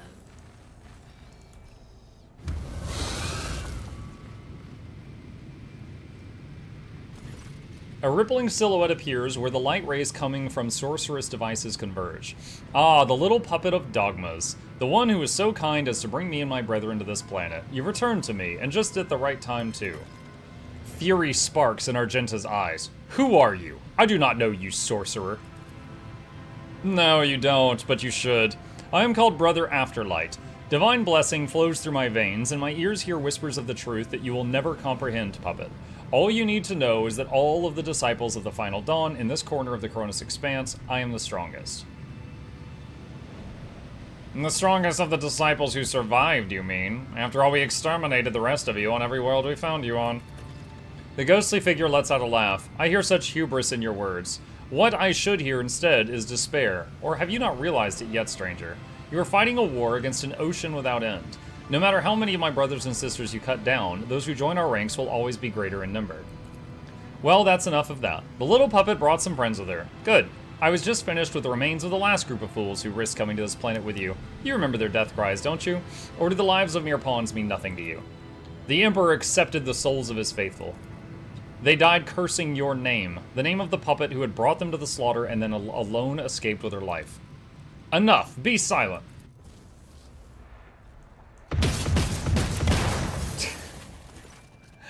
Argenta lowers her weapon and drops her head. Such painful mistakes. I brought heretics to a sacred ship, I lost the battle for a holy relic, and I let those who followed me die a terrible death. All because I decided that I couldn't achieve everything on my own, and that it was my purpose and mine alone.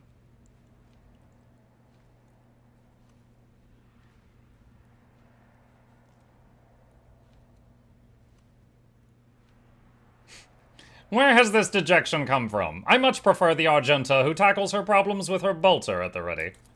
You have told me more than once to pay more attention to the errors I make, Argenta says with bitterness, but now is not the time for this conversation. We must stop that monster and protect the relic. Come. Lore warp. A minor. An altar to the gods of the warp.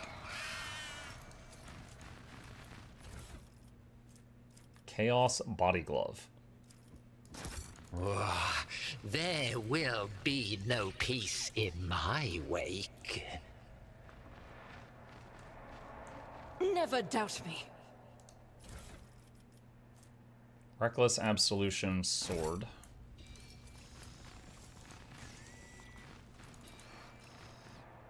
There are human remains under the ice. My warp sight reveals something.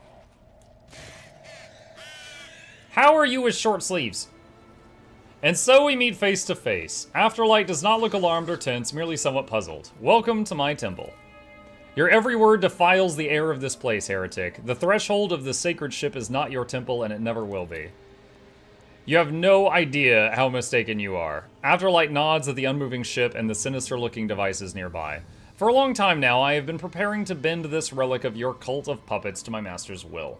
You Imperium lackeys are blind, stubborn, and carry the stench of dead flesh wherever you go, but you make for good sacrifices, and the baubles you worship make for superb materials for artifacts.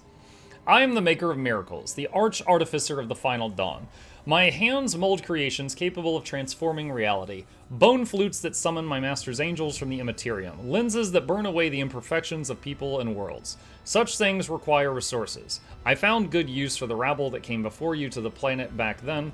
I'll find a use for your new friends too. And this ship, and whatever relic it holds. No more words. Accept your death, heretic. Feel the wrath of true divinity, puppets of the corpse. Oh, glorious spectacle of your demise. Surrender to the dark powers.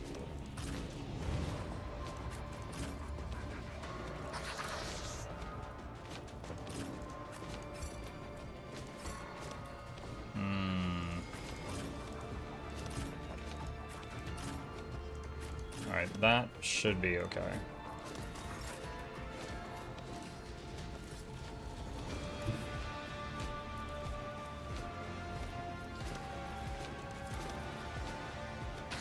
Isn't this a job for the serfs? Me? If you insist, Lord Captain. But of course. Regen and dodge and parry.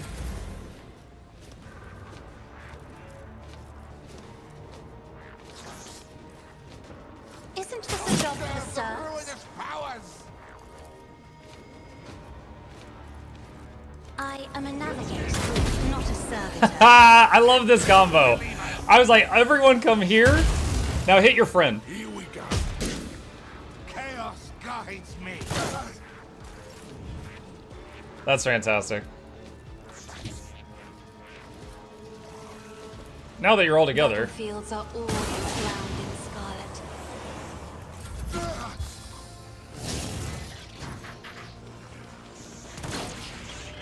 Let's get to it. There is only death. Yours or mine. As the Emperor, you, my Emperor.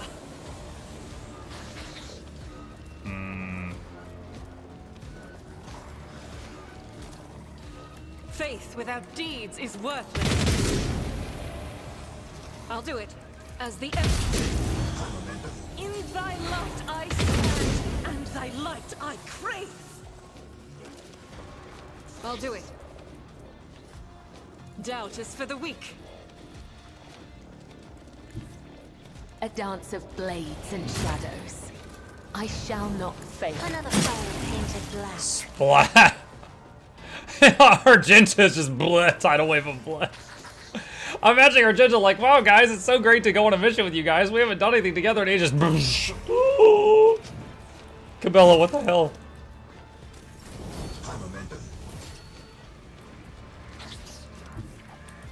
Let's see. Alright, we're just gonna taunt everything with him and then back up. I want to make sure he gets hit with the buffs. Schemes.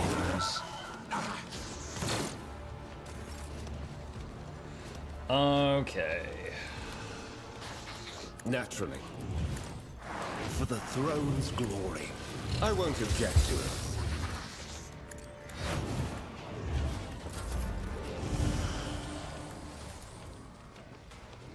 Am I getting paid for this? I refuse. Emperor's judgment. I'll do it. As the Emperor commands, I act. Well, she's doing quite well right now.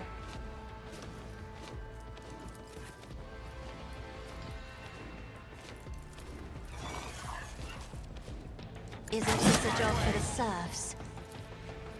Me? Hit each other. Insist, Lord Captain. Ruinous powers! Death to unbelievers!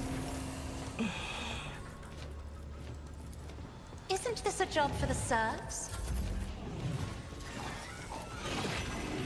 How about no? Yeah.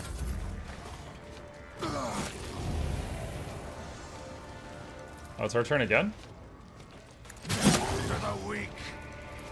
I am another. Hit each other. Not a servitor. Out of my way! Dance, puppet, dance! Finest sour, In the name Argenta. of House Orcellia, Faith. I shall prevail. None can escape the Emperor's judgment. Each strike is a prayer. As the Emperor commands, I act. She casts gun. Me? If you insist, Lord Captain. This is why I was chosen. I'll do it. Eradicate it. Faith without deeds is worthless. Doubt Oh, is now for it's the weak. actually her turn. I'll do it. As the Emperor commands, I That seems act. important. Let's shoot that. I'll do it. Faith without deeds is worthless. I will not.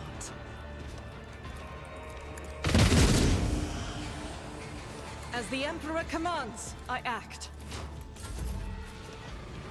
Let the blood of the wicked be shed. Carnival as misery thou burn hast everyone. willed.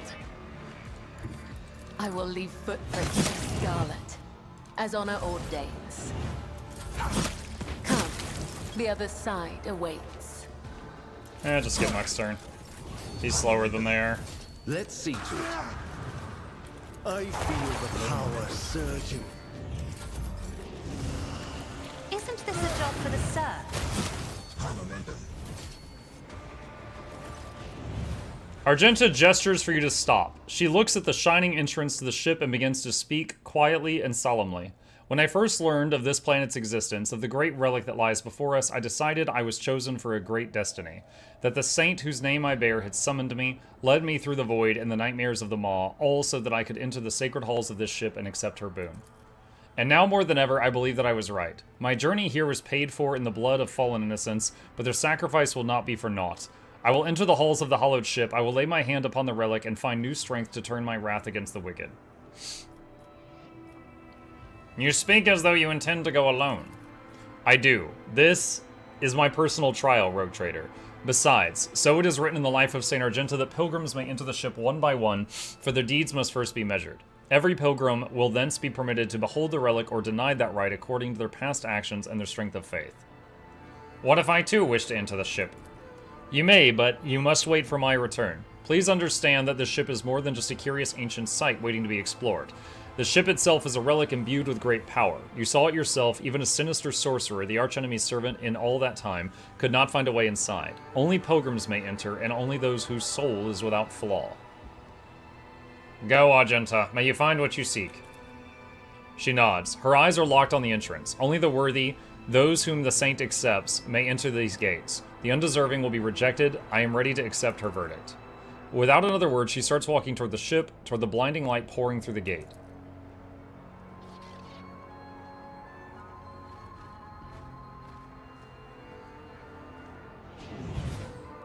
And then it flamethrowers her. She's dead. Lord Captain, please return to the ship. I urge you to hurry. The storm is coming, the one I warned you about. You can't survive it on the planet's surface.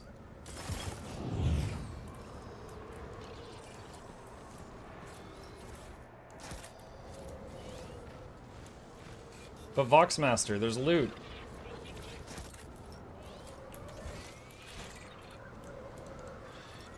Justice he The ordained. captive's skin is ruined by necrosis. These wretched souls were probably tortured with cold.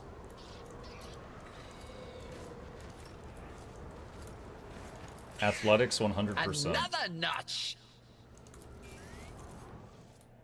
They will see. Oh yes, they all will see. Okay, this is just like another way of accessing the battle, I guess.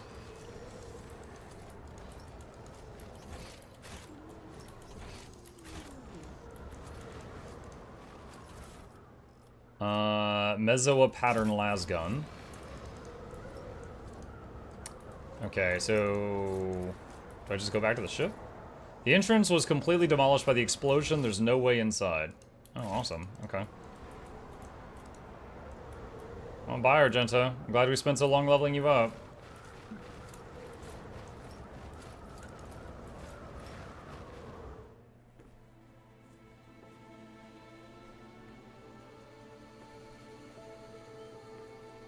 Hoping it'll be like, oh, and after the storm, Argenta came back to the ship or something.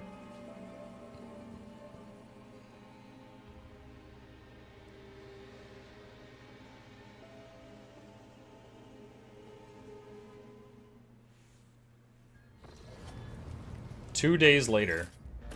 Rogue Trader. The familiar voice greets you, and yet so much about it is unfamiliar. Argenta's appearance is calm to the point of being frightening. She is surrounded by an aura of unwavering resolve that scorns the very idea of faltering in the face of opposition or obstacles.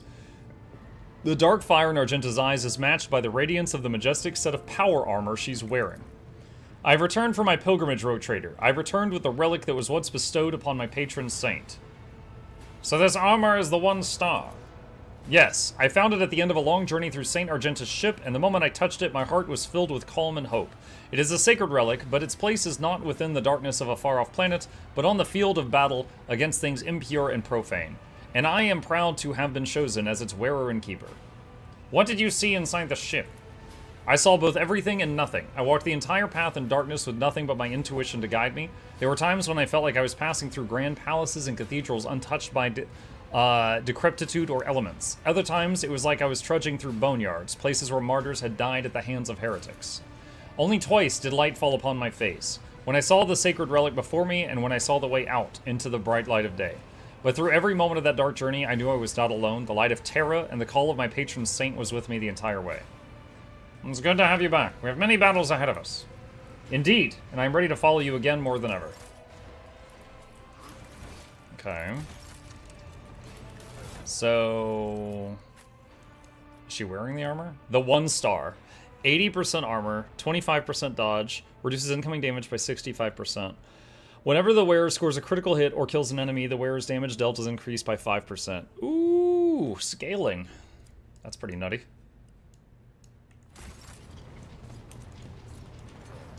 Rogue Trader?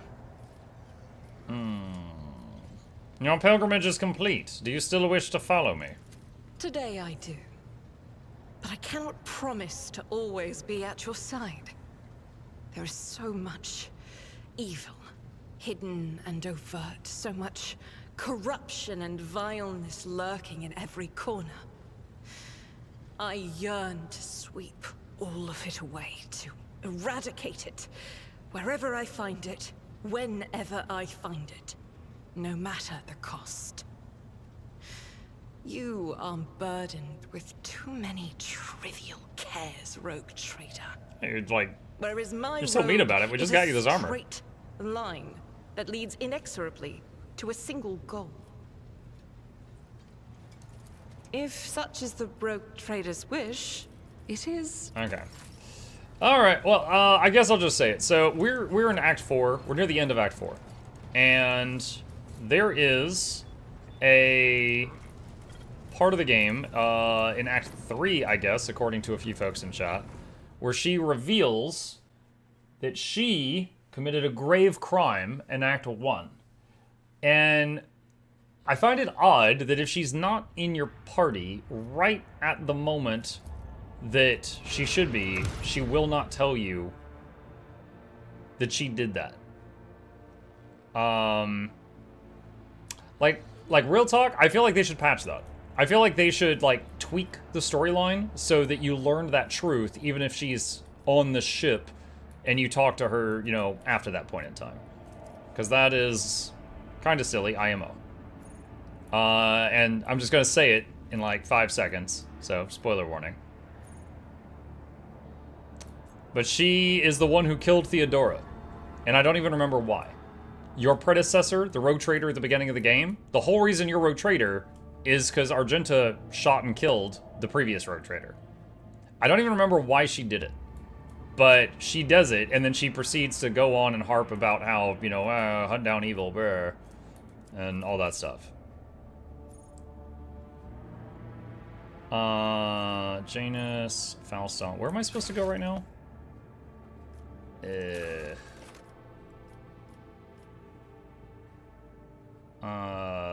Footfall.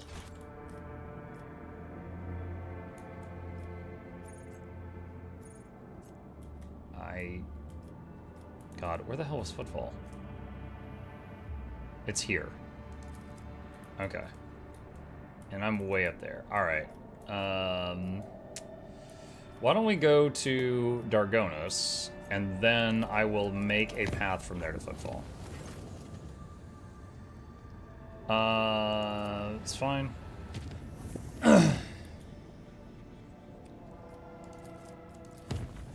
It's because Theodora was playing a heretical run. She had one of those chaos lenses and had done a lot of evil stuff.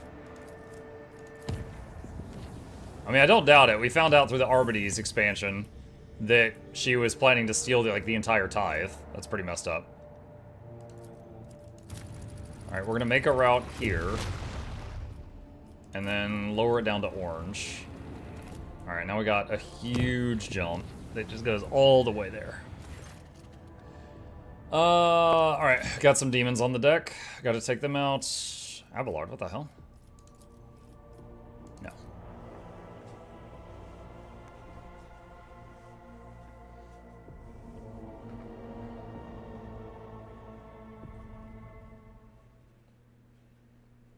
So, you're saying that for you to find out the truth in your playthrough, she has to be in your party when you go to Komoro and get tortured? Patience. Or Komora? I always say that weirdly. Afraid.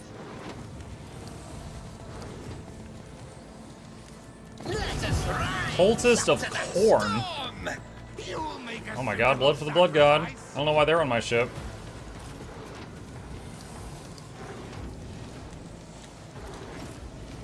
Okay.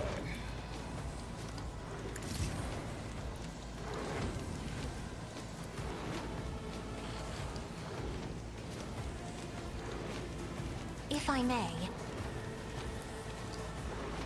Oh, the bird's bugging out here. That works. That doesn't. It's because of the stairs.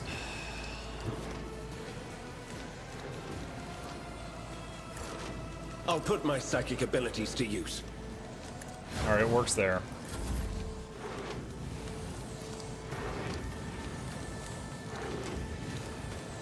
Me? If you insist, Lord Captain. Hit each other! Oh, that one's dead. Oh, come on. The big demon did a miss. Lame. I am a navigator, not a servitor. She has to be in your party. You go to Komora and get tortured. That's why I want to see what happens if you had her and the biggest Theodora fangirl in the Expanse in your party at the same time.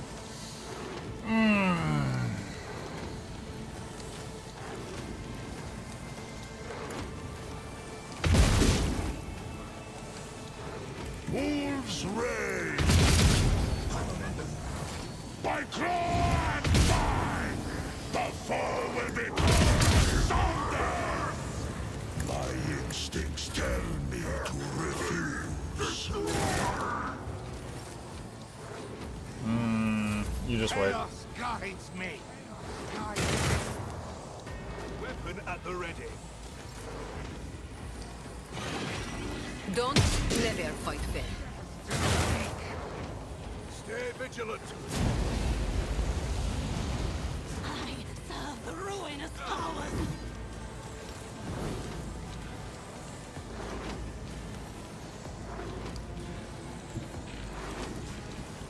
Shattered foes in my wake.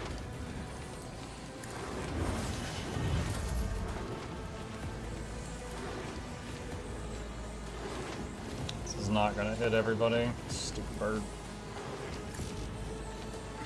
Your turn. Ugh. Freaking stairs. I won't object to it. Let's see to it.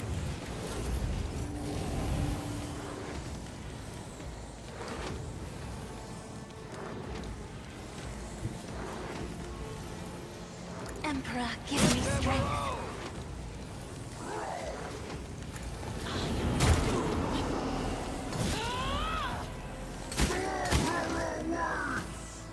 Ha! The demon got knocked down. Now you're clad in scarlet. No! These ruby flashes are choking me! The wolf is on the hunt. See how the magic disgrace. So it shall be. Let not the righteous fear. Is there just one left? May their blades be sharp. Yeah. You jest, surely. Oh, the storm approaches. Okay. That problem's What dealt lies with. Beyond.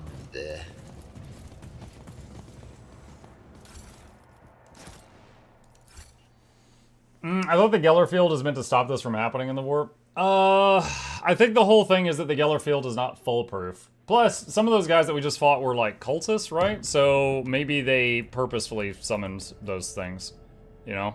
The ship has got like tens of thousands of people, so there's always like a few bad eggs on it.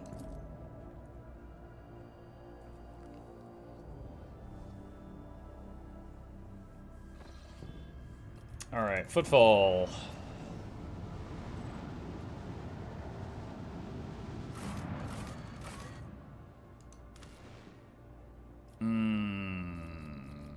Yeah. What does the C in CRPG stand for? Classic. Classic RPG. Like the OGs.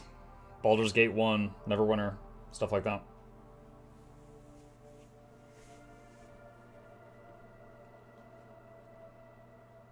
Thank you. Sure. Yeah, typically the CRPGs, not always, but they're typically, you know, D&D style, maybe rolling dice, turn-based. There's a nice balance of combat, but also conversation, In this story, stuff like that. tapestry of a world, I am the rope.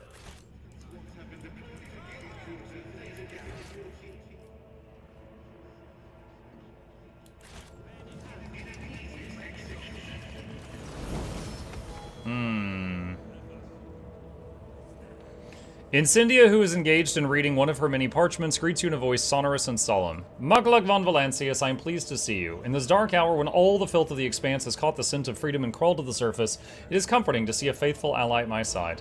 Together we shall finish purging of footfall and restore order to every system in the expanse.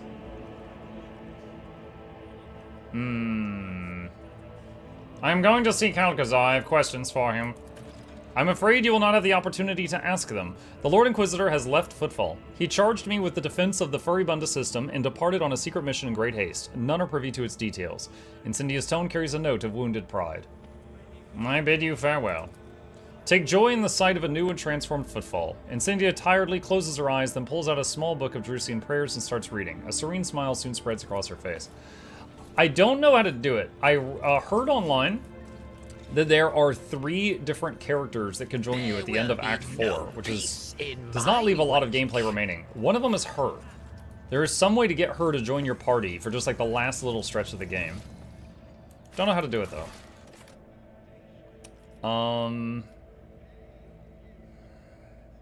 Perhaps the palace still holds clues that could tell the rogue trader where Kalkazar is headed. Okay, palace is this way.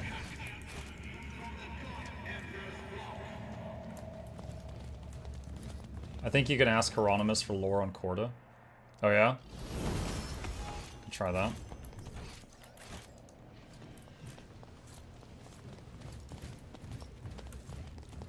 Frosher.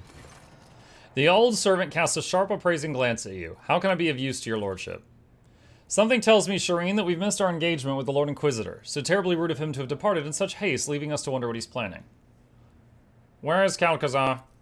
The Lord Inquisitor is away on an urgent mission. Frosher's colorless voice matches his starkly unhelpful reply. Look around. The hall bears the marks of a cleanup, quick, thorough, and unceremonious. The smell of ash from burned reports hangs in the air. Every trace of the Lord Inquisitor's stay at the palace has been destroyed. The only reminder of it is the elderly servant sticking out like a nail amid the emptied space. I wish to know where he has gone. The Lord Inquisitor warned me that your lordship would inquire about that. He left me instructions. You earned Lord Inquisitor Calcazar's trust. Ooh. There are few boons more precious to be found in the entire Coronis expanse. The servant's face relaxes as though he was fallen asleep. What he says next carries an echo of Calcazar's rumbling voice. Your lordship, I regret that we never spoke. A matter of special importance has forced me to leave Footfall. As you may guess, I have a plan for defending the expanse, but the events on Euphrates II have shown that the plan is compromised. The breach of security has left no time for preparations. I must accomplish something monumental and dangerous. Some would say too dangerous, but I hope that your loyalty and agile mind will lead you to fully appreciate what I intend to do. That is why I'm giving you an option to find me, and I hope join me. I'm traveling to the ancient dimensional gate in the Porta Septentum system and beyond. If you wish, you can follow me and share with me the burden of responsibility for what is to come, and if not, pray for me, that I could use any help I could get. The Emperor protects Mukluk von Valancius. That's it? Heinrichs looks at Frosher in confusion and anger. I regret to say that no specific instructions were given in your regard, Master von Kalox. What was the plan Calcazar was going to execute? Of that I am ignorant, your lordship. It was decided due to secrecy concerns I should not know the details. Kill the servant. Then I must go. Farewell, your lordship. I hope you help my master achieve what he set out to do.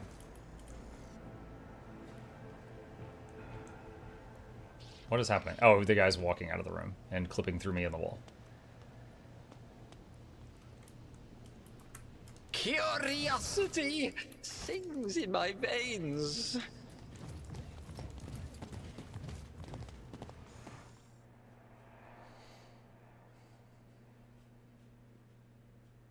I love how I left instructions for you, but not for Heinrichs. Yeah, Heinrichs, just carry on what you're doing. Keep doing that. An entire group of people salute you. Most of them an escort of honor consisting of members of retinues, associates, secretaries, bodyguards, and assorted others. Bow deeply to you and shout their greetings, making a lot of noise. It appears that news of your impending departure has already spread throughout the station. The Lord Inquisitor has left us, and now you too. Footfall seems remarkably empty after recent events. All our decent patrons are taking wing. Hieronymus, there is word among my flock that Rogue Trader von Valancius is going on a perilous voyage, so accept this blessing for the journey, noble Mukluk. Communicative interaction option unlocked. Purpose of data exchange, strengthening ties and delivering gift, material assets, a donation to an ally. A man with a scraggly beard bows deeply to you, shaking with terror and awe. Glory to the Emperor, your lordship. You might not remember me at all. He seems to really hope that is the case. I'm a merchant from the Fellowship of the Void, which has survived on and around Footfall by your good graces. An officer in Imperial Navy uniform holds his hands in the sign of the Aquila. It is an honor, your lordship. I'm here on my superior's orders to pay respects to House von Valancius. Okay, so this is like saying goodbyes to all the factions. Octaviana the Damascus is going to have to get by without my tips for a while. But my partners and I are still hoping to partake of your riches in the future. Unfortunately, Vladame did not succeed in establishing a robust business relationship with your lordship. I hope you and I can set this right upon your return.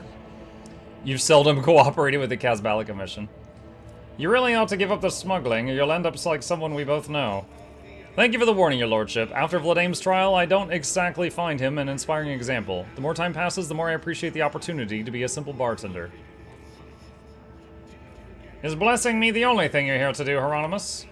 And to wish that on your journey through the darkness, the Emperor grants you revelations and opens your heart to our teaching. If that happens, come to me, and perhaps you might decide to make our cult part of your circle of close friends. May the Emperor help you in your undertaking. Keep the faith, young von Valancius. The Expanse needs your faith. So I guess all of the different factions that I can trade with, whatever value, whatever my rank with them is, it's low for all of them. Why have you come, Opticon? This unit regrets, is disappointed at, is indignant at the fact that links of sufficiently high priority have not been established between House von Valancius and the Cognizance fleet. While unable to place any research assets at the disposal of House von Valancius, this unit hopes, prays, is counting on the reliability of the prediction that your expedition will be successful. Farewell, my comrade. Remember Euphrates too. Request approved. Information concerning the joint cleansing of the Sacred World cataloged under high-value data. Address the trembling pirate. What do you want? The Fellowship of the Void is desperately hoping that upon your return, you'll appreciate our willingness to cooperate and the prospects for great mutual benefit for that our cooperation opens up.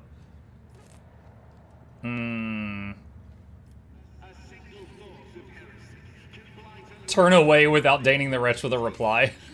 The pirate wipes sweat from his brow, evidently relieved. Turn to the officer. What are your orders? My command has tasked me with letting you know that they strongly value our allyship with House von Valancius. Although at this time we've not managed to build a powerful alliance. Oh, I guess I have a middle rank one with him. They believe that we will be able to strengthen our treaties and bring the light of the Imperium to the Expanse going forward someday.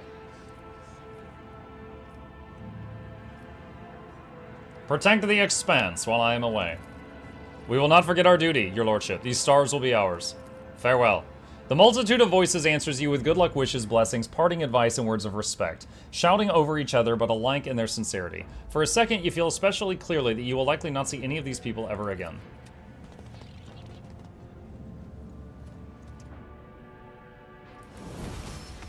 Okay. Hieronymus. Let's see. Memory's fuzzy. Wasn't Act 5 like a rather short act? Please do not disturb the pilgrims. But I need... Where's... What? I need to talk to Hieronymus. Wait, he's not freaking up there. He's usually up here. Okay, so he's not at the spot marked on the... Oh, wait, no, he's down here. Okay, he... Camera angle. He was under the balcony.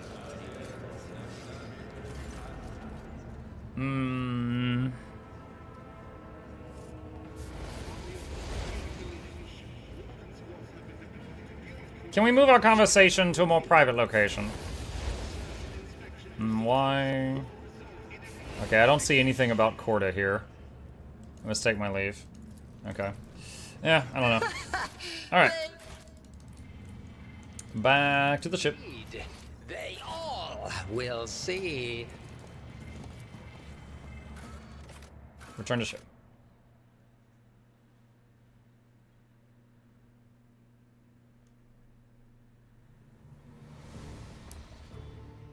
Your lordship, we have a long expedition ahead of us. It would be reasonable to replenish supplies. Ammunition, spare parts, better equipment. Who knows what we're about to face? I have everything we need. Thy will be done, your lordship. Alright. Go to Porta Septentum. This is a point of no return. Yeah, I figured. I'm kind of ready to wrap up the main story at this point.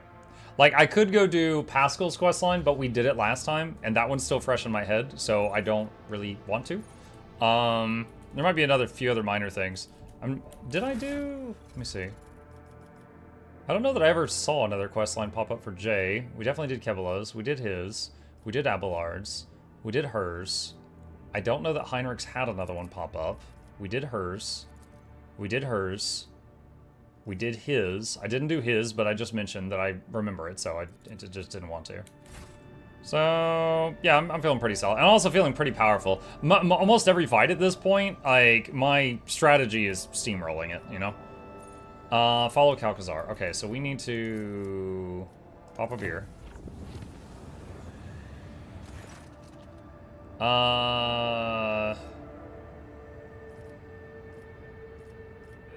God, I really just don't want to. The crew will receive military gear and a chance to prove their worth. The victory of the Road Trader's enemies came at a high price. Still, the decks have been cleansed of warp spawn. Albeit it took the blood of hundreds of voidsmen to wash away any evidence of their presence. Hundreds? I lost cargo and hundreds of dudes? Dude, come on. Just cast gun. It's not that hard. Go past the warp reef. You skipped it. Okay.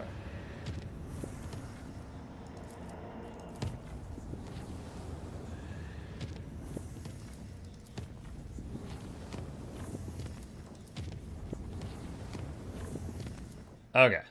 You have all the actual trading factions open, and you could trade with them right now for endgame equipment. That's unique stuff. I already had the ability to trade with all of them.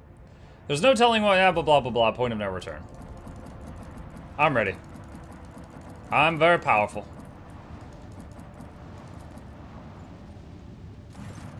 Lord Captain, our augurs are detecting energy currents of indeterminate nature within the dimensional gate. It appears to be active. We see a number of ships near the gate, and judging by their markings, they belong to Lord Inquisitor Calcazar's personal squadron. I know this place. Calcazar summoned both our packs here to seal this portal to terror and woe. Much blood we did spill that day. Alas, it was not the blood of Xenos or Warp Spawn, but that of the cog priest of Calcazar himself. While they were working on the gate's foul machines, the breath of evil coming from the other side was turning them into frenzied monsters. Lord Captain, don't take it as cowardice, but duty obliges me to ask. You do realize that this may end up being a one-way voyage, don't you? Switch on Vox comms with all decks. Crew, this is the Lord Captain speaking. I am taking the ship into the unknown where danger lies and glory awaits. Are you with me? For a while you hear no response. Then the silence is broken by the sound of heavy footfalls. The rhythmic stomping grows louder and louder. Thousands of feet strike the decks as if marching into oblivion under your banner. Onward. No matter what this journey holds for us, I am ready. Yes, Lord Captain. Whatever is waiting out there, beware. Von Valancius is coming. Contact the ships at the gate. I wish to go through. Incoming message. Sanction for approaching the Xeno artifact, granted. Sanction for passage to the other side, granted. Safe travels, the Emperor protects. Looks like the Lord Inquisitor has warned them about our visit. An approaching shuttle convoy is requesting permission to dock and asking for audience. Their markings suggest they are not part of the squadron left by the Lord Inquisitor. Who is it that wishes to come aboard? We have detected the signature of Her Ladyship Incendia Corda's personal transport. It's not gonna be her, is it? Welcome our visitors and usher them to the bridge. I think I heard it's very common to recruit a few hundred crew members every time you go to a place where you can for rogue traders. Yeah, I gotta restock the expendables.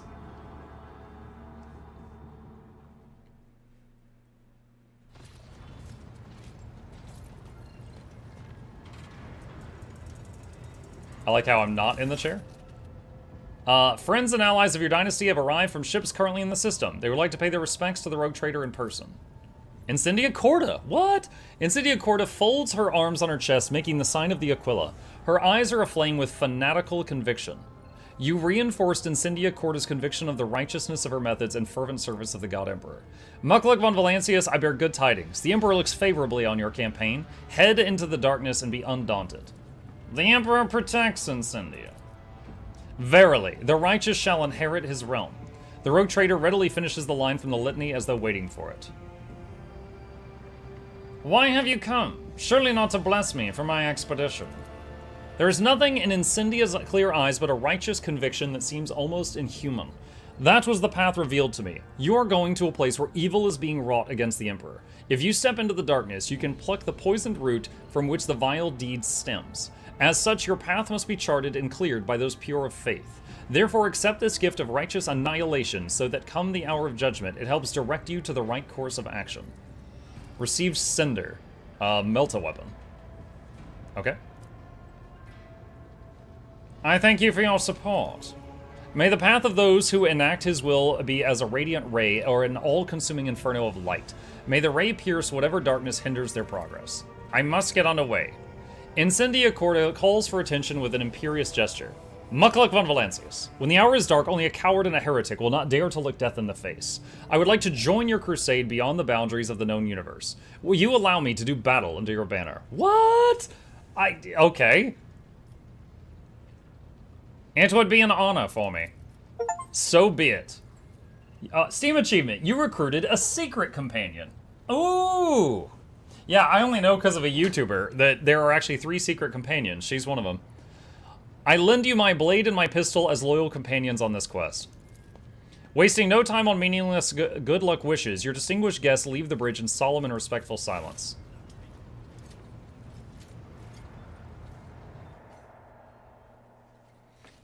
The Voidborn raises his ever gloomy eyes to you. The enemy is defeated, Lord Captain. We're ready to begin the spatial translation.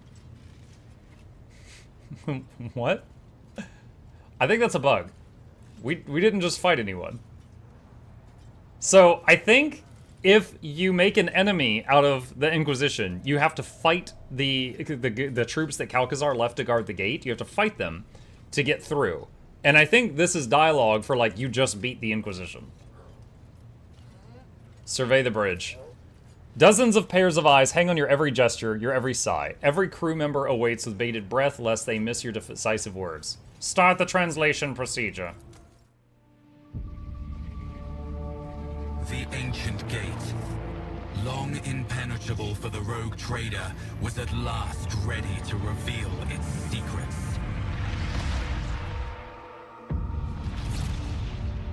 After gathering allies and preparing to venture into the unknown, the Lord Captain plunged headlong into the darkness that held ancient nightmares. And the answers to all his questions. It's the spooky undead metal Egyptian, guys.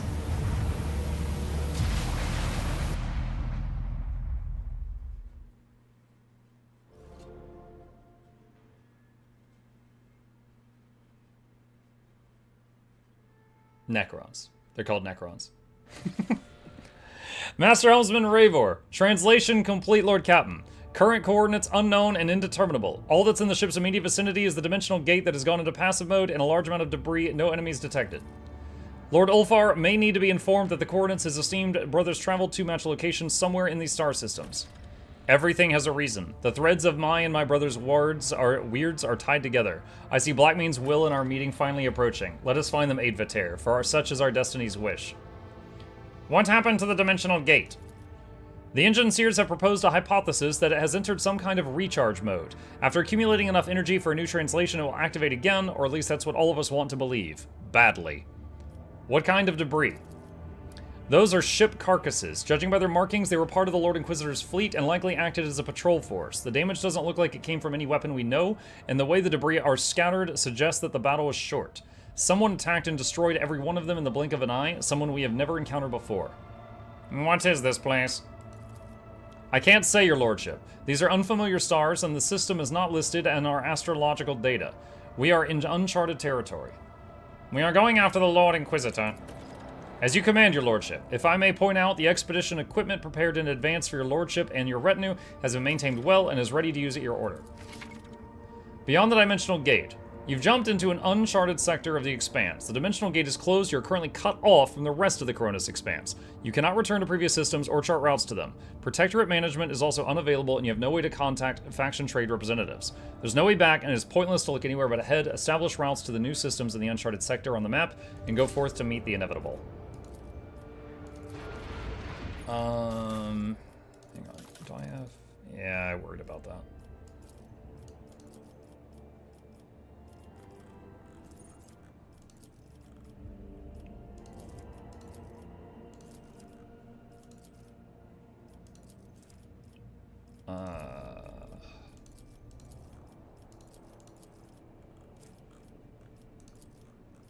Okay, we'll do that.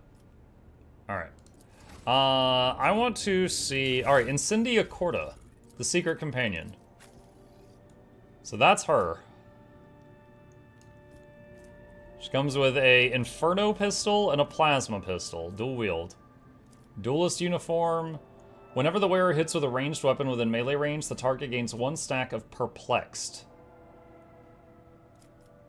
Commander's Gloves. At the end of the turn, the wearer gains stacks of tactical advantage equal to the number of enemies they hit during their turn. She's 200 dogmatic. She is Soldier, Master Tactician, and then you can level her Exemplar stuff yourself if you want.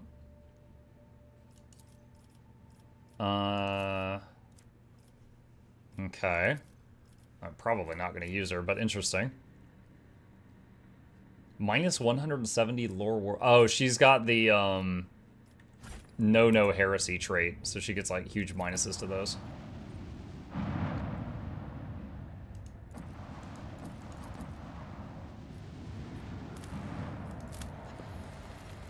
Isn't that the psycho who was snacking on a dude's brain? I mean, only a little. Having scanned the surface, officers report the remains of an exploration camp, to which a team of scouts is immediately sent. The scouting party is confused. All the equipment bears the Von Valancius coat of arms, but there's no trace of anyone other than rogue trader servants. Find out what happened. The scouts find traces of gunfire on the field equipment. A single unharmed data crypt is found in one of the cogitators. A group of tech priests successfully decrypt part of the data, including an order to eliminate the exploration team, signed by Theodora Von Valancius. Not far from the camp is a pit full of charred bones and fragments of armor bearing the rogue trader's coat of arms. The scout's report leaves Abelard with conflicting feelings. Despite his certainty his ladyship Theodora would not give such an order without very good reason, Abelard's expression is somber like a missionary who's lost his faith. So she's been over here before.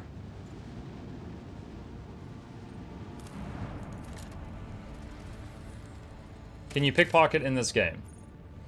Not in the same way as Baldur's Gate 3, no. The rocky world is bound in ice and shrouded in a thick fog of dark clouds. Like, there are sometimes conversation options where you could try to do something sneaky, and it'll be kind of like a dice roll in the conversation, but it's not just like you can right-click on anyone and click pickpocket. It's not like that. Augurs trace a faint signal to an area under the ice alongside a distress call whose encryption matches that used by the Lord Inquisitor and his teams. Tech use. Try to decrypt the transmission coming from the planet. Failed. Lex interrogators tested the code with their most severe and ingenious cannons, but a cryptographic revelation was beyond them. Descend to the planet's surface and find the signal source. Okay.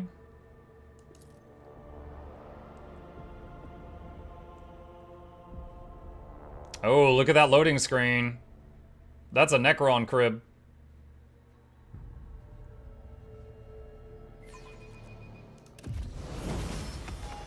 Alright, and also, it is 2 o'clock for me. So, chat, we are in the final act of our DLC playthrough. We technically already finished the DLC, so all that's left now is to finish up the main story.